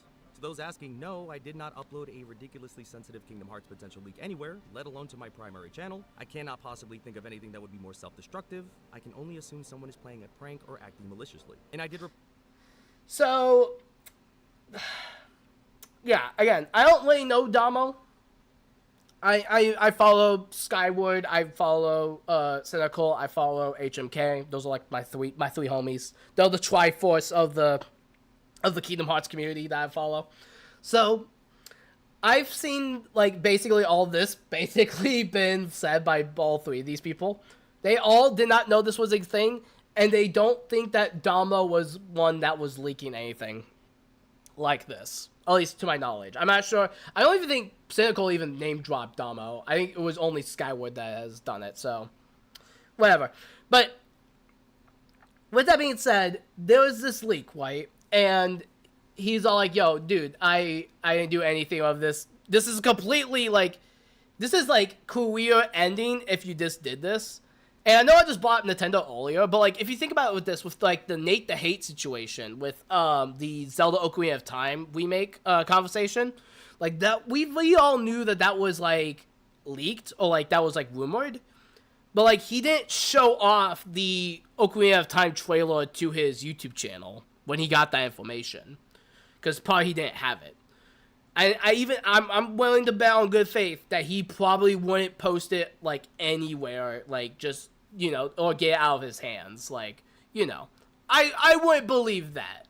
So again, just the fact that like someone's potentially cosplaying, or it's probably a different black and white avatar. Whenever I was seeing the actual leaked cutscene, I could not make out what the avatar is. So it could be this guy, or it could be someone different. I will quickly see. I won't play the trailer or anything. I just want to quickly see if I can find the trailer and have the Kingdom Hearts leak. There we go. Link intro. All right, real quick. I'm gonna do this one. Yeah, it's just blurred out. I don't think that's it, unless if like I'm like mad tripping. Like I'm trying to like look deep. Like I can kind of make out it does kind of look like it, but it's very blurry, and I'm not sure if that was done in post when this got posted. But yeah. Edge says that sucks, and I hate that happened to Damo. He was someone who helped keep me fed during the drought. With these fan dubs of Union Cross. Interesting. So, like, we have someone that's a little bit more knowledgeable of this person. I don't think this individual leaked this out on his own. I think there is something a little bit deeper with it, but I will kind of, like, the situation kind of what Sky's about to say, it's something I'm kind of leaning towards, just because, like, I feel like it's the more realistic, like, interpretation of it, but I'll get to it when I get to it. Reply, being grateful that he said something to defend himself. Personally, I don't want to believe that someone is foolish enough to upload unreleased Kingdom Hearts footage onto their own channel. That's a level of headassery that just feels out of pocket here, especially when your bread and butter is the Kingdom Hearts series. Something like this is incredibly damaging. So there's only two ways that this could have gone.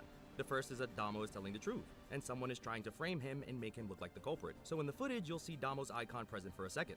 But this is easily something someone can change within their own YouTube settings. All they have to do is download your icon and upload it onto their channel. First question I have here is, why would someone want to do this? Why would someone want to pin this on Damo? I mean, the internet is full of spiteful and bitter people. Those without the social consciousness to know the difference between right and wrong. Just plenty of weirdos looking for reasons to start a problem. But damn, dude, like, what kind of ops do you have? For someone to feel so strongly about this and to pin it on you, you've got some super villains on your back. Then there's the second path, in which this information was shared by Damo, but it got out of its intended audience. It's possible that he uploaded the video as unlisted and shared it amongst his peers, but one of these peers ended up betraying his trust and shared it with the world. And I'll be 100% transparent with all of you. If I had confidential Kingdom Hearts information and no one else had seen it before, I am absolutely sharing that with my trusted friends. And that right there is what I'm kind of leaning towards. Because, like, again, like, I don't think Damo has a hate them or like a hate like mob after them. They cover the mobile phone games. Like, I don't think, like, unless if they've done like some crazy like live streams or something. I mean, he did just say that he did get into like scuffles online with other creators, but I don't think it was like, it can't be anything crazy. At least I don't imagine it's anything crazy. I probably have to look a bit more into it. No, I would make it more sense that it would be someone else who's him doing it as Damo. does not strike me as someone that would do it. Like, it's, yeah, like, again, that's the thing, like, because I feel like two things can be true at once, and I feel like, with this, it could be the fact that, like, okay, someone is trying to, like, pin this on Damo, because Damo ended up finding, like, okay, so here's the game theory I have in my head. Let me see if I can cook this up for you guys and see if this makes sense. So Damo's a creator that's been following the mobile phone games of Kingdom Hearts for a century at this point. He's been way deep in there. He's been enjoying all this. He managed to go and find the file for the opening, right? And he's all like, dude, this is, like, insane. I've got to share this with some of my close friends. Because like Sky said, that would be something he would do. And I feel like, let's be honest here, if I find leaked stuff, I won't post it on social media, but you will be sure as heck know I'm going to be sharing that with, like, the crew. I'm going to share that with, like, the super tight friend groups I have, like, both IOL and like, the online sphere. Like, that would be something I would do. And then during one of these little spats that he was having with a creator, it was potentially someone that he was close with. And then he was all like, okay, you know what? Frick you. I'm going to take this and I'm going to upload it. And that's how we got the leak out. I don't know if this is true or not. This is all just a theory. I don't use Twitter. I care not to use it. It's not my vibe. I don't like it. So take that all with a grain of salt, but that's just kind of my game theory when it comes to this. It could potentially just be he's pulling an op on us. I have no idea what he's doing. I have little stakes in this just because it is of Kingdom Hearts content creators, some of whom I don't really know, because it's Damo. Damo's the first time I've ever heard the name on here. Because I didn't go in that in-depth into the mobile phone games. I probably should. I'm a fake Kingdom Hearts fan. You could say that. I've done years of research on the main series games. I can't do the same thing with the mobile phone games. I have a job. The key keepers would be told about that information immediately. I'm not gonna sit on my high horse and say that I keep it to myself. I'm sharing with my homies that love Kingdom Hearts, and I know all of you would do the same if given the opportunity. I would absolutely share it with the people I trust, because I believe they wouldn't do something like this. It's possible that he shared the information with someone, and this individual ended up stabbing him in the back by making it public. It left the intended space and ended up in hands that it shouldn't have. Of course, these are all theories since the truth is still up in the air, but ultimately, if I have a point to make about all of this, please do not harass him in this situation. Yes. I've seen people making threats and saying the most heinous things in his direction. Like, I get it, leaks are bad, but threatening people online for them is some bum energy. And even if Damo did do it, he's not going to admit that on Twitter, because that can get him into some serious legal troubles down the line. So what's the actual truth? We'll just have to wait and see. I do believe the truth will be revealed depending on if Square Enix decides to pursue some legal action. I'm unsure if they'll do that though, since this is from a canceled game, but if I was Square Enix and I saw a channel icon on the leaked footage, that would be the first person I'm gonna talk about this whole thing with. And that thought has got to be horrifying for Damo. Even if he didn't do it, he's still looking like the #1 suspect in their eyes. And I do not wish these Square Enix Disney ninjas on anyone. Now here's the thing, because I will probably have to go onto their page and actually to find out. Actually, you know what? Do they link them? They do not link them, so I have to go back and actually find their page. So one thing that I would think would push Square Enix or Disney to really go that direction and like actively do legal stuff is to potentially go to a point where you are like that you've done like you gotten sponsored by Square Enix or sponsored by Disney. I feel like that's when they will like actively do it. But because it's a canceled game and I don't think they've gotten endorsed by Square like that, I wouldn't know.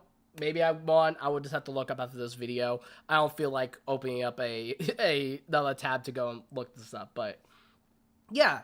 It's a very scary situation, and it sucks that it's it's in a series that has like this most dedicated fan base, and it's just like, bro. would highly recommend checking out his fan dubs of Union Cross. He's also working on one for Dark Road. Interesting. I would have to go and catch that. Actually, you know what? Let's go look up Damo. Is it Damo? Kingdom Hearts Union Cross. There. Let's see Damo over here. Okay. Pretty stacked channel. He has a whopping 41.7k. He's done full story stuff. Looks like he does some streams as well. Let me actually see. Oh, he's done shorts. Okay, so he's done a few things here and there. Okay, so like he's a pretty relatively like chill dude. Let me go to his videos real quick. What was his last video he posted? Kingdom Hearts 4 teaser breakdown 1 month ago. Okay, so like he's been inactive on YouTube for about a month now. So he's probably doing like some big like time projects and stuff like that. At least I imagine. Unless if he also does like stream. Yeah, he has a Twitch link. So he's probably streamed a bit more than what he. Oh, interesting. His streams are out. Interesting. Also, what is my notifications here? Wait, what? What is the Twitch thing? TwitchCon. Oh, TwitchCon is live chat. Let's go, TwitchCon. Woo! TwitchCon presses are live. Link up in chat. IOL. Wait. Okay, so it's literally okay. So you can go and buy the pass. Why is the pass so expensive? Sorry, I'm like getting mad sidetracked. Let's go back to the video. Oh, I guess we finished the video, but like, yeah, let's go back to the thing at hand. So they have Twitter and they have a Twitch. Okay, so. Yeah, I'll say, very crappy situation for Damo. I do not wish this on anybody. oh wait, oh, interesting. 1 second, I gotta block this out real quick. 1 second, what are we doing? We gotta see this real quick.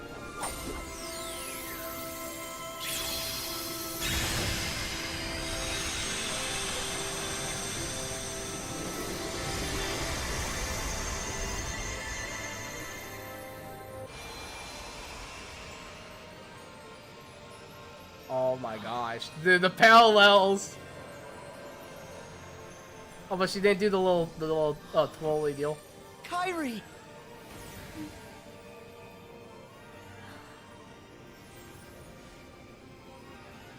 Sora!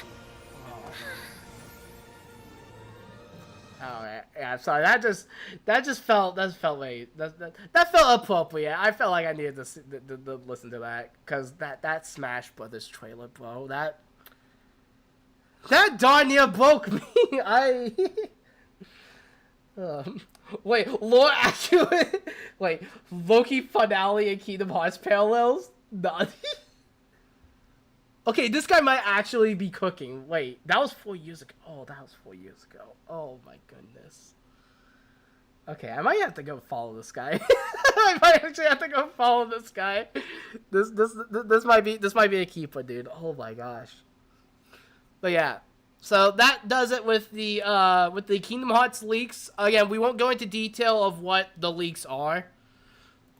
But essentially, the links, oh wait, crap, let me not play that.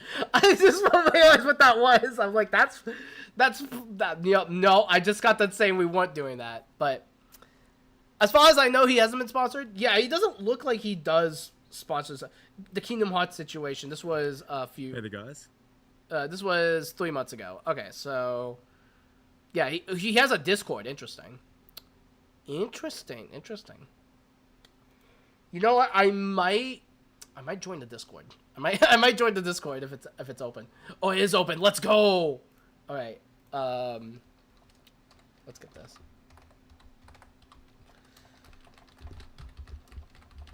All right. There we go.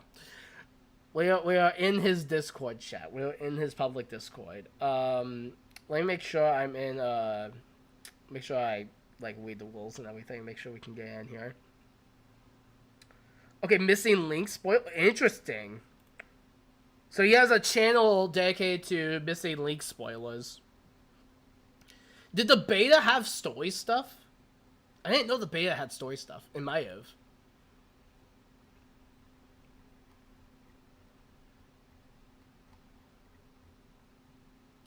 I didn't even know it had story stuff. Oh, he has a section for your voice and Pokemon stuff. Let's heckin' go. We'd love to see it. So yeah, I'm just like double checking here. If anyone's like really active in here. It looks like there was a couple people active yesterday. There's people active on the 20th. Okay, so there is people in here. It doesn't look like anyone's talking about the leak though, which is interesting. Maybe you should still check. Yeah. Yeah, I don't see anyone talking about the leak, at least in Gen Chat, so.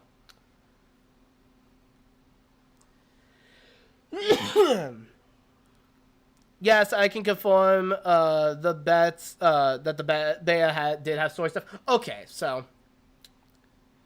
Interesting. Okay, yeah, so. Yeah, there's no one in the server talking about. Oh, wait, let me go to serious talk real quick. Yeah, it's probably just like IOL stuff. Yeah, because I saw they had a serious a serious tab. I was double checking to see if they had any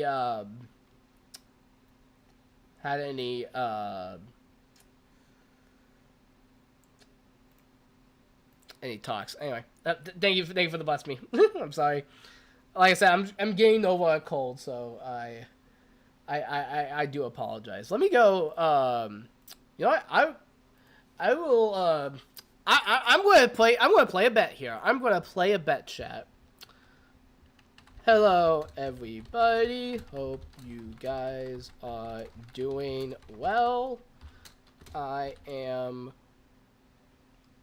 hosting my podcast talking about Kingdom Hearts. Missing link leaks. If Damo wants to, he is more than welcome to get into an interview, and I would love to have a chat with them. If not, it's all good. Hope you guys have a blessed day. Okay, so we'll see what that goes. I have no idea if anything will come from that, but I threw that into into the Gen chat, so we'll see what happens. I don't expect anything to happen, but let me make sure I get my walls white, because they're probably gonna be like, "Oh, you have no walls." I want to make sure I have my walls. Also, I don't have a. Wait, where's the Taurus? Where's the Taurus? Oh, I guess that's not like my. Oh, that's my Union Cross symbol. Okay, for some reason I thought that was like my my sign. I was like, oh, they don't have Taurus in here. Anyway, I'm going to the unicorn. And then yeah, that's just my thing with it. Okay, cool beans. All right. So that does it for the Kingdom Hearts section of the page. Oh, actually, did I get? Oh, I got hit with the Pokemon thing. I got hit with like the server's like, oh, there's a new notification. I was like, oh crap, did they already respond to me? But all right, I'll leave that going. We'll might come back to it at the end of the stream to see where we're at there. But very interesting. He's probably got like this question asked multiple times, so he's probably like, dude, I just don't want to talk about it. And he also sounds like he's from potentially a different part of the world. Let me hear. How's it going? It's been quite a while, but I did want to talk to you guys about some stuff. Just want to like do a no production value, just sort of riff on the current events of Kingdom Hearts. I'm working a lot more hours than I used to be, at a time when I can make content a lot more. So this is going to be just zero production value, just kind of going off the cuff, talking to you guys about the current situation, and just some thoughts I'm having on it, just sort of seeing the community reactions, and maybe sort of just talking through thoughts rather than trying to put it in a million tweets that don't really contain much information because of the short character limit. Anyway, I completely get the 24th that. anniversary of the Kingdom Hearts series was yesterday, the 28th. Okay, so he just talks about the Kingdom Hearts stuff. Okay, you know what? Fair enough.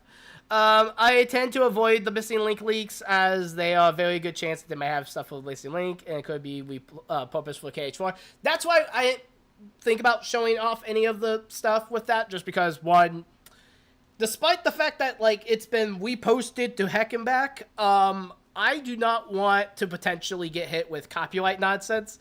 I already don't like the YouTube copyright system as is, as I've had my own problems with that. But, with two, I have enough respect for all the parties involved. I don't want to potentially, one, spoil stuff for you guys, and two, despite the fact that, like, there was, like, I don't even think there was necessarily anything said. It was just, like, all music and, like, visuals. So, like, I can't exactly explain what's going on, but it is a very interesting take on the series. I did see the leaks myself, so. It sounds like he's either from New Zealand or Australia, but I could be wrong. I mean, yeah, I gotcha. I would just say that they're just not from the stateside, and so time zones could potentially be wibbly-wobbly, timey-wimey. But, yeah, so I, you know, shouts to Damo. Let's hopefully that he's okay. Send him the positivity. Obviously not toxic positivity, but, like, just, you know, tell him that he's doing good. Keep making sure that he's doing safe. Make sure that, like, his loved ones are doing safe. Make sure, you know, he's all good. Make sure he's doing good. Because, yeah, I can only imagine the situation is, like, very tiring for him. And, again, I have no idea if I'm going to get this interview or not, but I would love to have them on call. Copyright Walkins. That's right. Fill in the sensu beans. There we go. There's your comic, VX. Also, welcome on in, buddy. Hope you're doing good. You came in at a fun little topic. Video game leaks. And not only leaks, but potentially, content creators potentially leaking. Someone trying to put an op on Damo here. It's a very crazy story in the Kingdom Hearts community. Very insane, but I'm definitely glad that it's at least from my understanding, everyone is okay with it. Square hasn't said anything to my knowledge. Actually, let me go quickly see. Kingdom Hearts leak. Let's see real quick. Okay, that was 3 days ago. Gusu Games. Let me see this real quick here. Alleged Kingdom Hearts missing link. Oh wait, crap. That's going to have the leak just like there. Okay. Alleged Kingdom Hearts missing link. We Zane's fans series after cancellation. Source at the 4chan. I'm trying to see if they have if Square has done anything with this yet. That's my whole thing, because it's all just a bunch of theories at the moment. Yeah, it just looked like it was just basically just repurposing stuff. Okay, so I think just to be on the safe side, because it's going to really start tiptoeing into spoiler territory for people, I'm going to just leave that done and dusted there. But yeah, but that's going to do it for the Kingdom Hearts section of the stream. I unfortunately have also had my issues with the YouTube copyright system myself. Yeah, it's a bummer. But yeah, that does the Kingdom Hearts section for this. And now it's time to show off you amazing art. I guess we haven't got any art to really showcase yet. But if you guys want to showcase off any art that you guys have made, and I'm talking about you at home, if you had put pen to paper and made, or pen to digital paper and made something that you want to share with me, join the Discord today, and you guys can go and share me with the artwork. And I'll come back to this at tonight. But yeah, my link is in the description below. You guys can go hit that. Or is in the bio as well. So there we go. Only took you 2 years for you, dude. Bro. we love Ethan here. We love our little our little Shantae lover here. Anyway, you know what? I'm gonna wean up Ethan. Ethan, I'm going to wean you up, buddy. I'm gonna wean you up, and we're gonna chill and chat. Because I don't want to do like a big old group call. I want to just drag in a friend, phone a friend, as they say.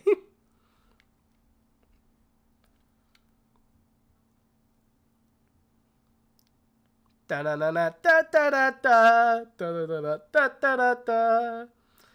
Watch as this man just does not pick up the phone. Oh, there you are, Perry. Probably not the place to leave, Pumpkin.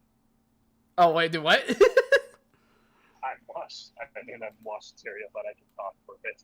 Oh, okay, no worries. Yeah, so I was just kind of curious. Did you know anything about these leaks before they happened? Or, I know they don't follow Kingdom Hearts stuff, but it kind of breached contamination a little bit. I saw a little bit more people that haven't talked about Kingdom Hearts stuff start to talk about it a little bit. Nope. I'm going to send you, if you want me to, I'll send you the leaked clip. You will not tell me that it's Kingdom Hearts. You'll probably think it's like a completely other franchise. That's kind of like how outlandish it is. Okay. But yeah, how you doing though, by the way, dude? How has you been? It feels like it's been out forever since we've been in a VC.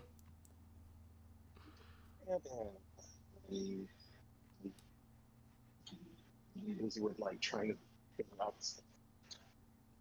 Okay, I admittedly heard like none of that. I am so sorry, man. And you see why I don't talk with just my phone. Yeah, I gotcha. I know sometimes it's stupid. I've been trying to get into the habit of talking to people when I'm actually at my computer desk, but it's been kind of hard to do that. So, but yeah, let me go quickly get you that video real quick, just so you can see the see the trailer, and you'd be like, hey yo, this might actually go hard. This might actually convince you to give the series a shot. Okay. But yeah, there you go, man. Alright, I'll let you go. You take care, brother. Alright, see you. Bye-bye. See Mecha is here. Hello, Mecha the Masked Gamer. Welcome on in. We just got done talking with a friend of the page, Ethan, also known as VX10wick.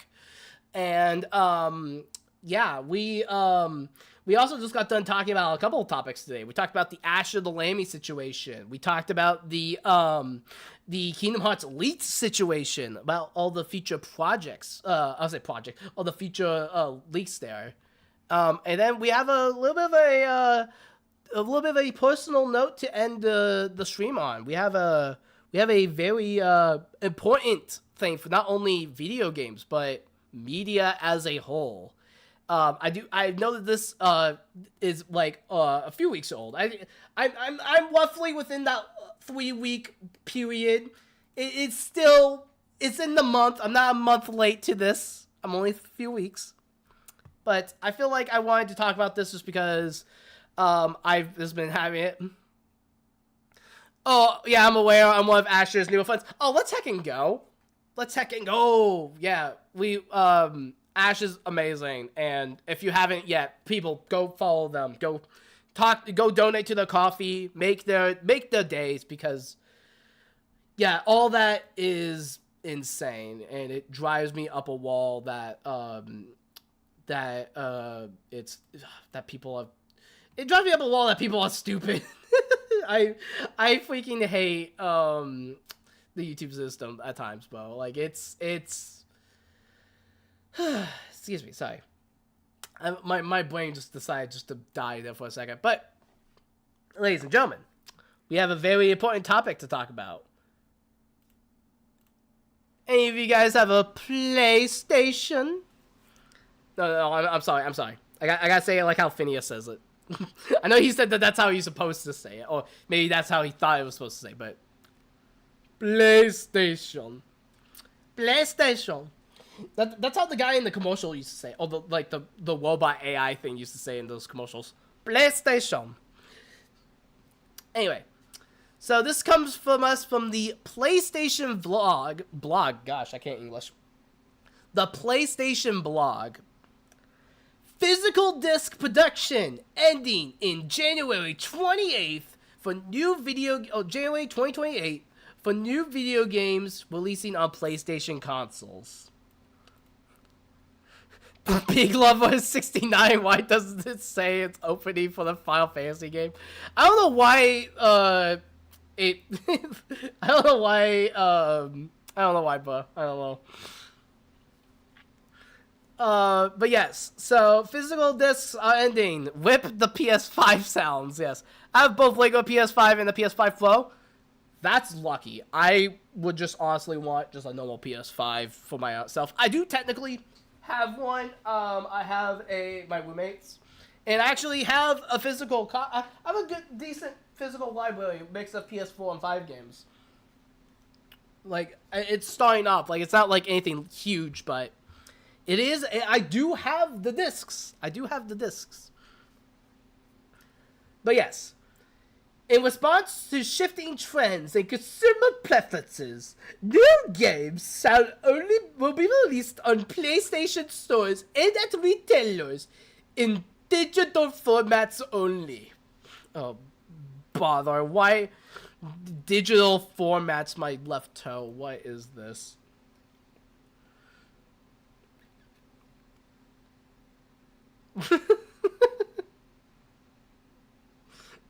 Okay, sorry, I double checked the Discord. Someone pops in. I don't know who Damo is. My VG.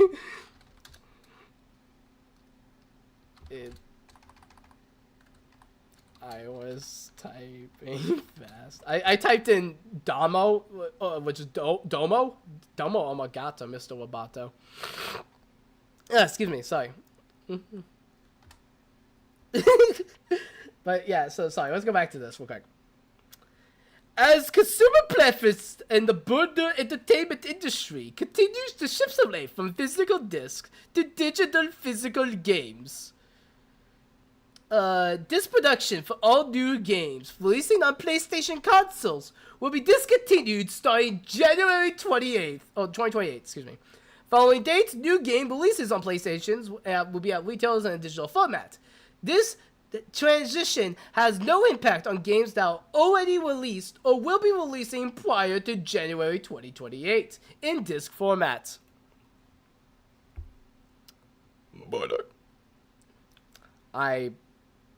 Well, okay, so what does this actually mean? What are we doing here? So here's the big situation here. PlayStation's low-key lying to you about all this.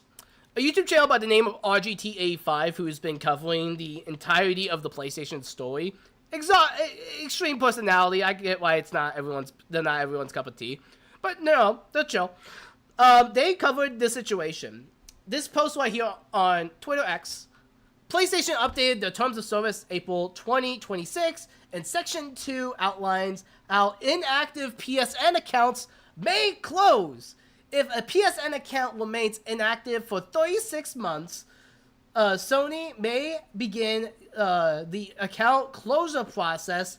The account holder will receive an email with notifications if it has 6 months to sign in to request that the account remain inactive. If no action is taken, then the network service will end. Any digital purchases that was tied to this account, including games, DLC, movies, and other digital content, will no longer be accessible. I can't English, chat. I've been talking all day. According to the terms of service, that is very scummy. But again, they're lying to you with the whole physical media thing, because I think it says it right here.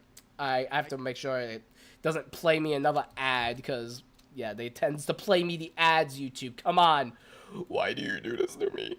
Anyway, I'm getting pinged up the wazoo. Gotta love auto collected and not proof weight. Bro, for real.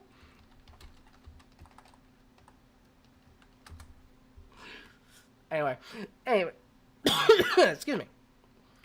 So I've seen several quote PlayStation's PlayStation's 78% digital full game sales, thus outputting the invoice. Oh, for now I'm still having a chance with the game. If the game stopped to trade up to PS4 and the PS5.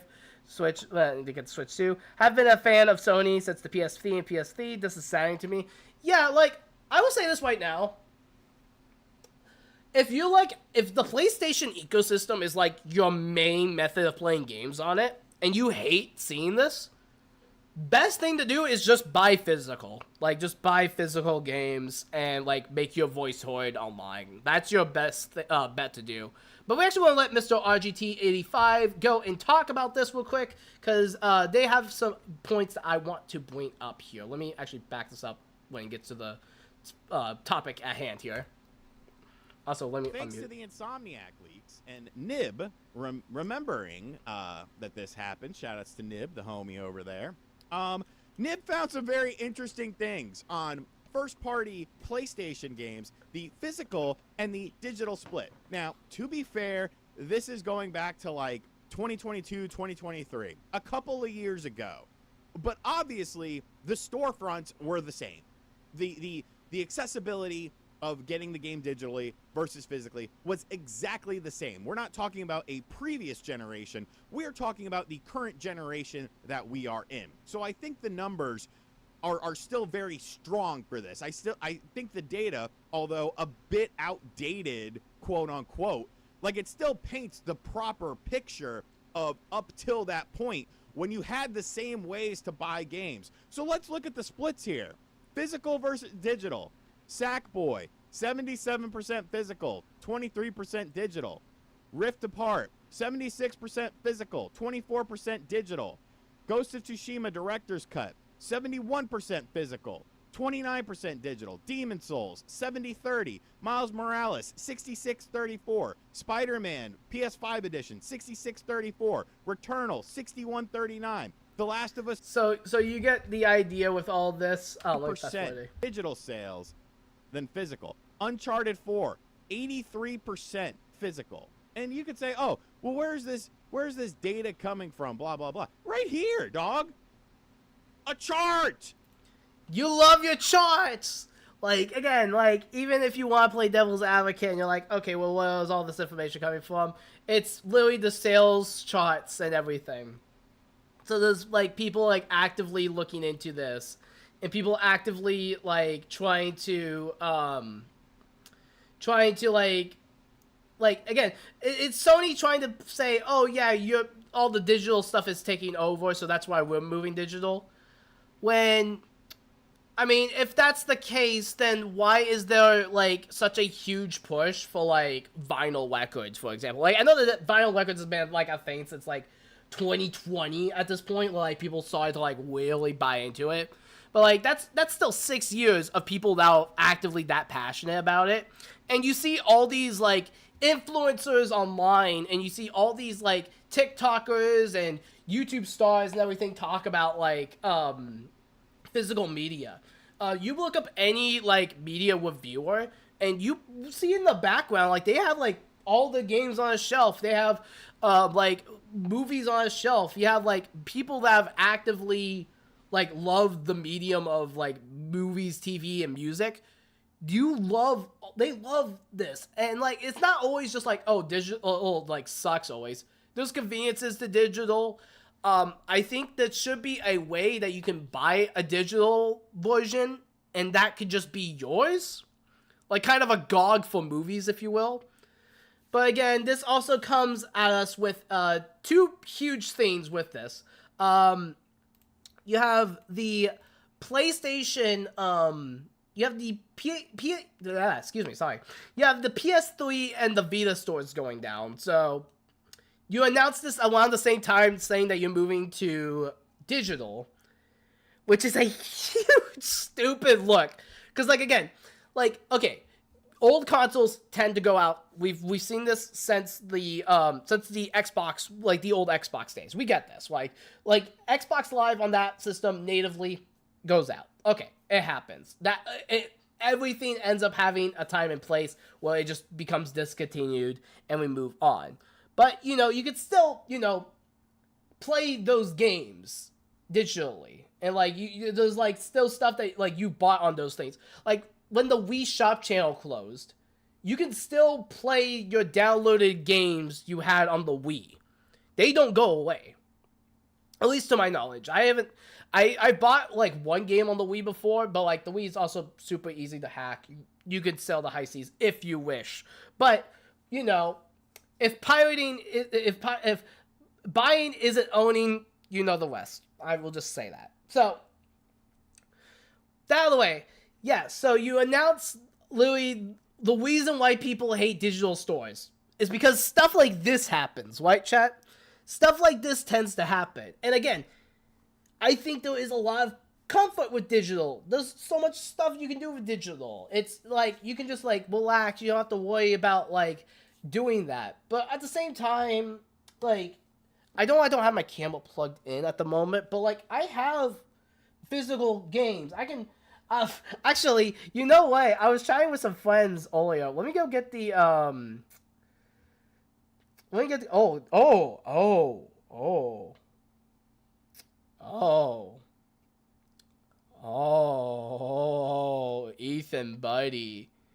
Ethan buddy, holy,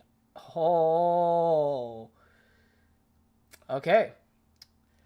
I'm like the Uncle Ilo of gamers. I love that, by the way. I try to see the best in gaming companies, but even if Sony, when making the damage is already done. They don't. My buddy has a Japanese Wii. He plays the Japanese versions of Wii Sports, and it's basically an accidentally called. Wait, what? How does those two things connect? Sorry, I'm like reading chat. No, you're correct. Nintendo games you buy digitally are saved onto the servers. They're not linked to an account. Yeah. So, but even so, like, I think you can still connect your. If it's not the Wii, then it's like the Wii U. There's something that you could connect to, and I remember doing this because I got shocked when I figured it out. But like, you can go to like it's probably the 360. Now I think about it, it's probably the 360.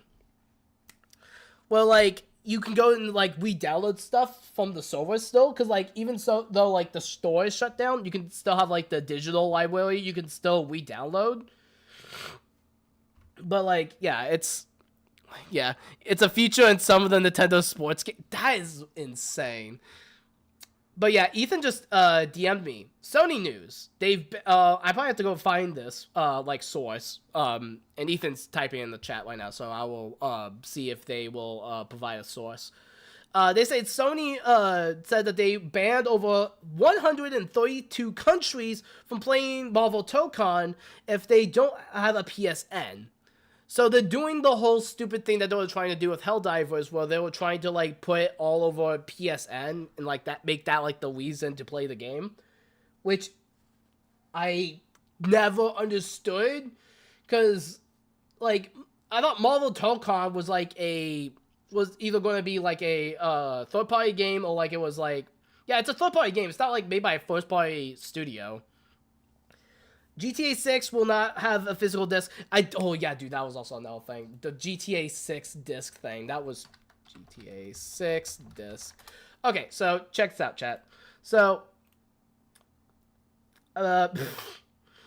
was the image? There was, like, I guess it's, like, right here. Yeah, GTA 6, available for pre-order. Oh, wait, no, that was the one. Where's the disc? Like, I don't want to use, like, the AI overview. I want to try to find the, okay, there you go. A physical copy of GTA 6 is not in the works. Okay, this comes to us from IGN. There's no physical GTA 6 disc coming out for launch. The months afterwards, reports of the social media. Viral social media posts and articles claiming that physical copy of GTA 6 is in the works is incorrect. Various articles and social media accounts reposted GTA 6 will launch with an actual disc by the end. Excuse me, sorry. By the end of this year. in an image of comments, a Rockstar support page went viral, got millions of views. This support email said you will be able to acquire a physical copy during the following months, and obviously that was one. Hollywood Reporter said confirms that the email was blah blah blah. So like they're not doing a physical copy. That's the whole thing there. Sorry, my throat is just like dead. I'm not used to just talking just nonstop with all this, but yeah, this is bogus. This is actually bogus, and there's been a lot of creators making posts about like not just like posts about like talking about this. Oh crap, I forgot about that too, Ethan. Oh my gosh, I forgot about that too. Okay, I'll get to that in one moment. But yeah, there's like, there's people talking about physical media. There's one channel I will recommend. I won't play the video here because I'll recommend you guys watch it. Is it Mason? I think it's Mason IDK. I mean, that's how you... Is that how you... Yeah, this right here. Mason IDK. They recently did a physical media. I love the physical media video. It's a short of video, around 35 minutes. And it goes over mostly movies with them. Which, you know, that's a huge part of physical media.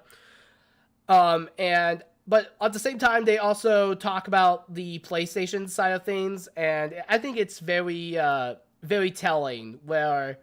The one thing that like movies and TV will always share in common with video games is the physical market, because that's been a theme for years at this point. It's the Princess's YouTube channel. Wait, where do you see the Princess's YouTube channel? Oh, I say no princesses. What do you mean? What do you mean? Oh yeah, I know what you mean. I'm mean dumb. I actually had the page up because I was curious if they uploaded it or not. But Maddie made it to the big screen. Heck yeah, he did. You know what? Another supporter of the physical media move. I think Maddie is. That's assuming though. But I you know, I have on good faith that Maddie likes his physical movies and games. I will say that. If I'm one, I'm one. But no, Mason IDK, that's someone that I really respect for doing a video on physical media. And it's actually inspired me to, I actually have an outline made out for a physical media video for Trouge Stash. Kind of a sort of sit down, talk about video, and I will go over some of my games in my physical media and talk about why I like the physical media and all that. Because, yeah. It affects not just movies and TV, it affects games, it affects music, it affects... Everyone loves physical copies. Exactly! If anyone's to see Trouge's first part... Yeah. I will have timestamps and everything when this becomes like a VOD, so... But no, everyone does love the physical media, and... That's what I was kind of saying, because, like, vinyl, like, despite it being like, oh, it's just a fad that's coming back. No, like, people still, like, buy vinyl records.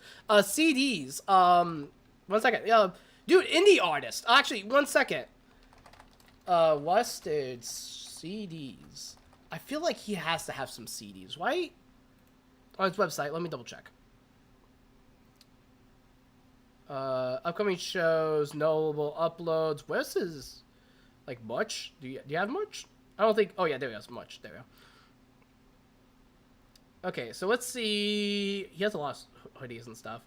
But no, okay, I guess he doesn't have, Oh, I guess Strawberry has much, but, not Westage. I'm sorry, I'm getting way off track. Asher's the one on my phone, not actually my keyboard. I beat Ash in Mario Kart. Dude, oh my gosh. Dude, you guys don't know. You guys haven't played me in Double Dash. Bro, I'll show you guys a Double Dash though. Let me be real here. Double Dash is my game, dog. But yeah, so physical media means a lot to me. Like, I love collecting stuff. Obviously, when I have the funds to do it, I'll buy it. I'm in the middle when it comes to digital. Digital's not all evil. I mean, the reality is a digital version of a game is always going to be available. You just have to dig a little deeper. Like, that's the secret.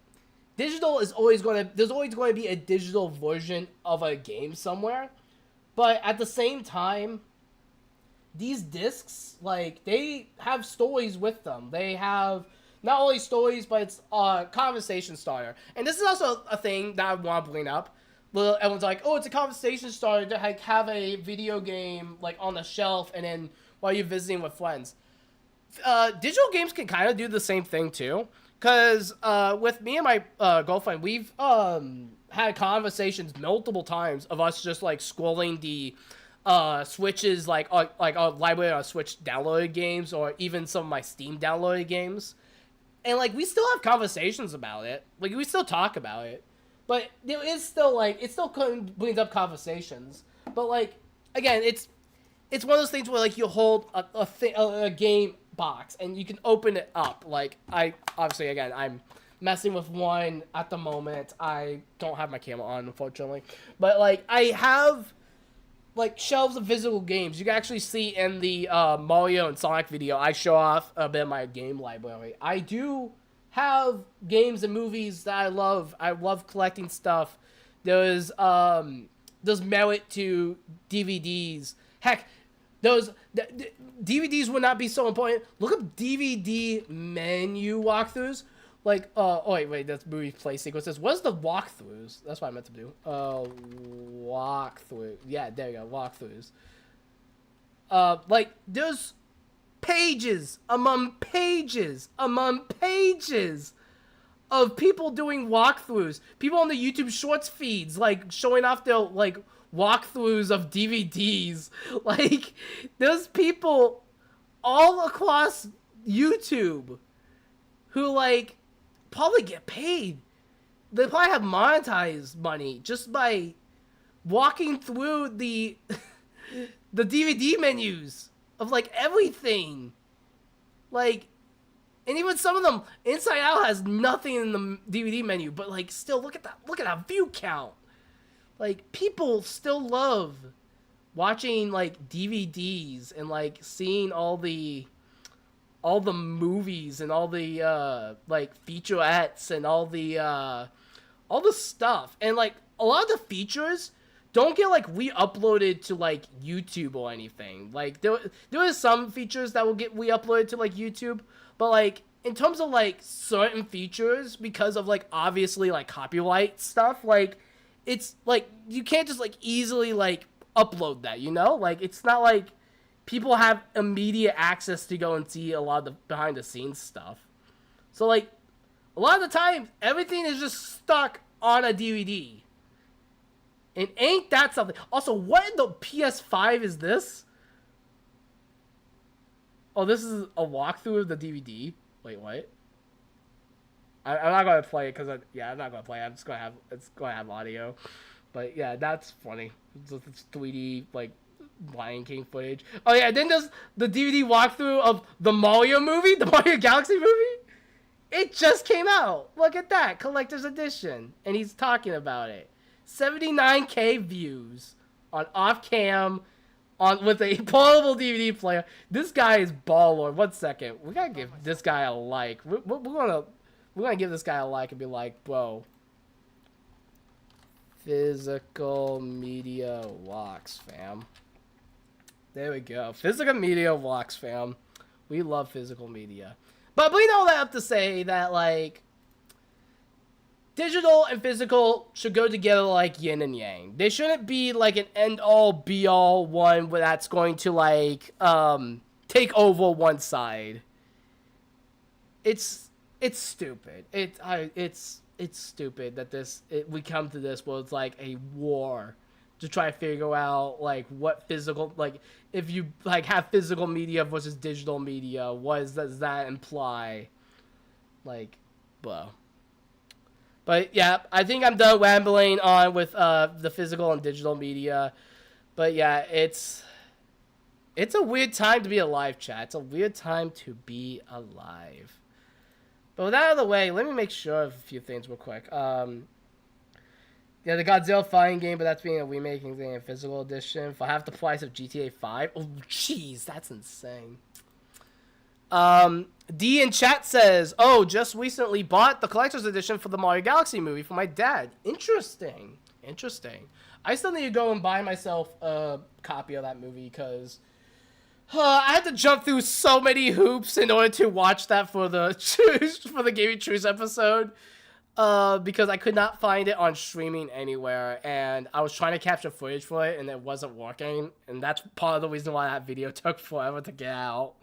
But thank you guys so very much for that. Please run up that video if you haven't seen it yet. Ethan says, I like both. They have the flaws and weaknesses, but getting rid of one over the other is like throwing a brick at a collapsing wall. Yeah, you have to have both in motion. I think, and again, I don't want to use like the buzzwords like corporate greed and like, oh, the company's never cared about you or anything like that, even though I will like argue it's kind of true. But at the same time, it's like, dude, you can do, two things can be right at once. Not every company is greedy.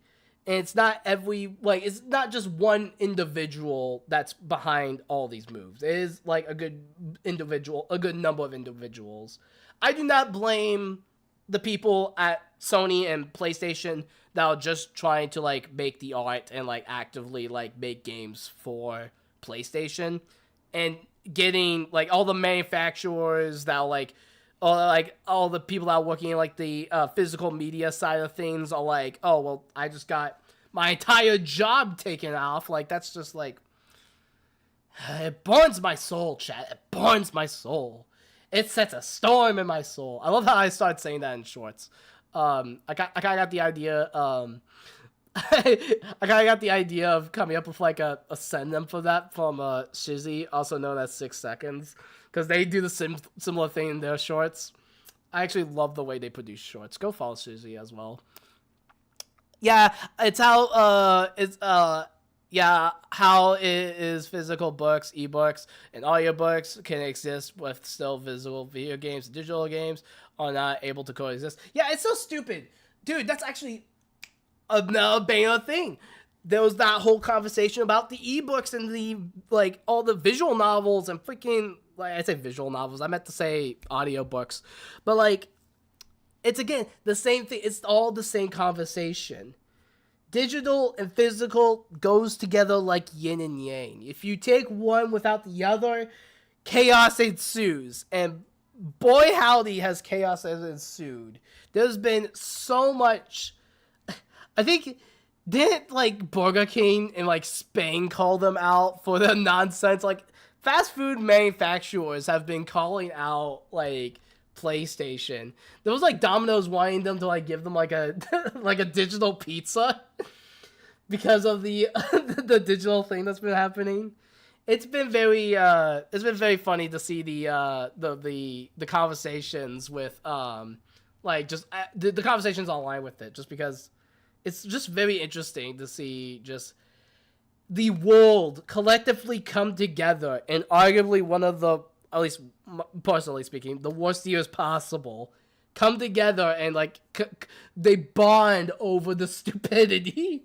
Everybody hates this. And I don't see someone defending this, and even the devil's advocate are like on the side of caution, not being like, well, I gotta see what PlayStation says. Like, dude. Also, we definitely do not want an all-digital future until things are certain put in place to help consumers. I mean, yeah, dude, the whole thing with Crunchyroll. Dude, I felt so bad because, I got the My Hero Academia, Heroes Rising movie. And because they never used Funimation or whatever, I put that movie on my Funimation account. I don't think that file is even mine now, because it got all merged in with Crunchyroll and their nonsense. I'm like, ugh. I just want a digital pineapple on my pizza. Yeah, true. Sony isn't the only company that's pulling this. Konami Technologies is advancing their with the technological revolution, and it's scary. Yeah, Burger King, Domino's, yeah, you name it, yeah. I'm sorry, I'm just like kind of slightly catching up on some of the conversation here just before I wrap things up. I'll definitely smoke you in Double Dash, bro. Bro, you don't know what you're talking to. It's the Double Dash guy, bro. It's the Double Dash guy. Once I figure out how to get like freaking GameCube games online, I'm 1v1ing you on Double Dash. I would love to 1v1 people on Double Dash. That'll be my game of choice. I won't even 1v1 people in Smash. It'll be Double Dash. You know what? I'll say this right now. If anybody, I will be hosting a Mario Kart Double Dash speed race, like a time trial race. Sometime in the fall, I will be hosting that. Keep up to date on my social medias whenever I get around to like actually doing that. But oh yes, the price hike. Okay, we gotta end on this. I've been going for a little bit, but we gotta end on this, chat. Let me go pull this up. PlayStation dynamic prices. There we go. Okay, get a load of this, chat. Get a heckin' load of this. Let me go quickly. Oh, that's the one thing. That's my YouTube studio. You don't want to see my YouTube studio, chat. What are you doing? What do you want to see my YouTube studio, chat, for? I'm trying to open up this folder so I can go get this going. And okay, don't go and click that. That's completely fine. There we go. Okay, cool beans. We got this now. Okay, bada bing, bada boom. So let me go to GameSpy here. And GameSpy made this post. Okay, come on, GameSpy. PlayStation's digital future makes Sony's dynamic... Oh my goodness, the advertisement. PlayStation's digital future makes Sony's dynamic pricing harder to ignore. As PlayStation plans to kill off physical games in 2028, the company's reported dynamic pricing model is now put into a concerning spotlight on a digital game prices. So, like, this is, like, the whole thing with this, right? If I haven't been using my PlayStation or whatever, I've just been, been playing my Xbox, been playing my Switch, I've been playing my PC, or, dare I say, my PS3, then PlayStation's all like, oh, you can have a little bit of a sale here. You can go get some sales here. And like, oh, okay, I can buy some sales here, buy some sales here. Okay, this is all good. And I'm like, you know what? I'm gonna buy another. I'm gonna buy another sale. Okay, so these sales are good. Fast forward a week, you haven't gotten any sales. Fast forward a couple months, still no where it sells. You spent a lot of money on the sales. What do you think we're going to give you more sales? That's how the dynamic pricing is, and it's the stupidest thing I've ever seen on this planet. One of the absolute idiotic, the most stupid thing I've ever seen. I despise this with my passion. Because it, basically, it's, dare I say, it's a snake oil salesman tact. It's literally someone being like, oh, I dropped a $5 bill on the ground. Is it going to pick it up? Is it going to pick it up? Oh, he picked it up. Oh, okay, cool. I'll go and drop another one. Drops another one. He drops another one. And it's like, and then it turns into like a Pavlov's dog. Well, like, it's constantly giving the dog the mint. But by the time the dog doesn't get the mint, he's just licking his lips. He's just like, Bo, tell me that's not what PlayStation is doing. And you know what's so freaking stupid and funny at the same time? I was just talking with my old man about this. I was having a conversation with my padre about this, being like, yeah, Xbox stuff has been kind of like wavering just a little bit. I think I'm going to like save up money and try to buy like a PlayStation because it will just get the third party games working fine and all the first party games will work. I won't have to worry about like my graphics card. I won't have to worry about the Xbox being stupid and doing stupid stuff. I'll just be able to have my games and play them. And then like literally like 2 weeks afterwards, this news dropped. And I'm all like, gosh, dang it. And I was just getting good and comfortable with this. I was like, okay, yeah, you know what? I think I'm probably going to move away from PlayStation. And then Xbox is all like, well, you know what? Xbox games can still be played with the discs. And, you know, they haven't made, like, an official, like, statement, to my knowledge, of this. But, like, I mean, there's been people making content about the, about this. Like, if you go to, what is it here? It's, this guy. This gentleman right here. Let me go to his channel. He has a, yeah, here you go. Right here. We at Xbox are happy to announce that we will soon be testing the new disc. No, that wasn't the video I was thinking of. There was a one Xbox disc thing that he said. Where was the video? It was like very. Oh crap! Where did it go? It was like a video that like was all like he like explains that like the discs for Xbox. Let me actually just look this up because I think I might be able to find it. Discs. Is this the one? I don't remember that was going to be the thing, but we at Xbox are happy to announce that we will soon be testing the new disc-to-digital feature for Xbox Insiders. Whoa, that was fast. Anyways, let's say I buy Persona 3 Reload at GameStop physically for $45 instead of buying it digitally on the Xbox Store for $60. I'm only required to insert the game disc the first time, right? Then I can play it like it's digital. Yes, exactly. You would then have a permanent digital license of the game. Okay, then what happens if I share the game disc with a friend to play? If the friend puts the disc into their console, then they would be the ones with the digital license, and your license would be rescinded. Interesting, so the license travels with the disc. Yes, if we didn't do it this way, then people would just keep using the same disc and make infinite digital licenses of the game.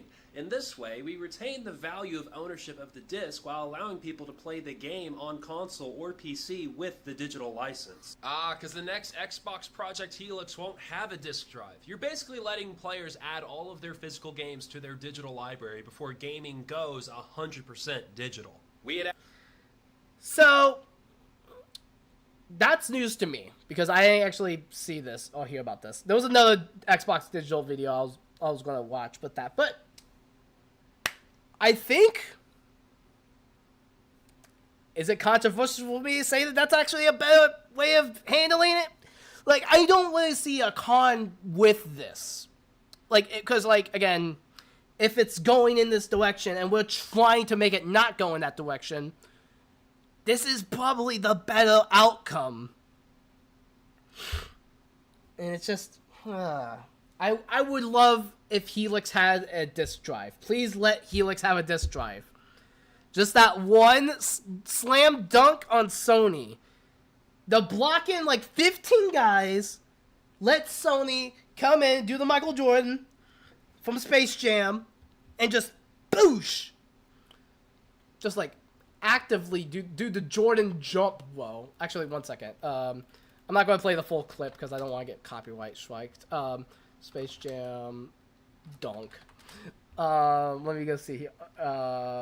Yeah, right here. Bro is Xbox has the opportunity to literally do this. 1 second. Skip the ad, bro. What are you doing there? Skip the ad. Okay, so like, what's this jump? It's like white. It's like white. Yeah, right here. Back up once. It like Xbox right now is doing this. Xbox right now is doing this. And all they need to do in order to make it is to get the dunk landed.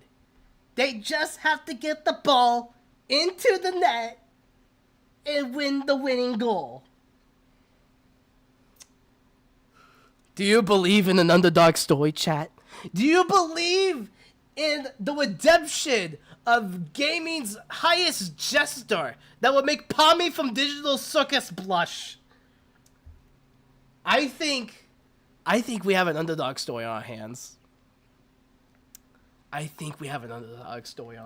But I think that does it for the first episode, I guess the episode 0 of this. Also, wait, Wonderworld. Have you guys been watching this in the entire time? Oh, I guess it auto-selected the other thing. Hopefully, yeah, I know, I auto-selected it the other time. That's so weird that I auto-selected that. But that ends the episode 0. There was going to be a bit more of a structured podcast form coming when this becomes a bit more of an actual podcast. We will be doing live stream podcast episodes because I do like rambling and talking with you guys over here. But I think we're going to be doing a lot more of this in the future. But let me go quickly double check a few things real quick. Some stuff that we left open originally. I'm double checking some things in regards to Damo with the Kingdom Hearts stuff, and I'm going to go see the if there's anything that's going on with oh,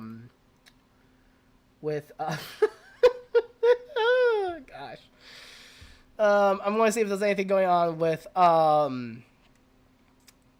Ash. I don't think there's anything actually going on with Ash at the moment, so I think we are good to go. And that, right there, ladies and gentlemen, wraps up the episode 0 of Trouge Cast. You guys can find Trouge Cast on YouTube, and we will be back. I'm planning on doing this, hopefully, weekly, starting next week. And so, yeah, if you guys would like to listen to all the fun stuff in the podcast and be a part of it, join the Discord, share this with amongst your friends. Thank you guys so very much for watching. Have yourselves a fantastic night. And as always, keep gaming.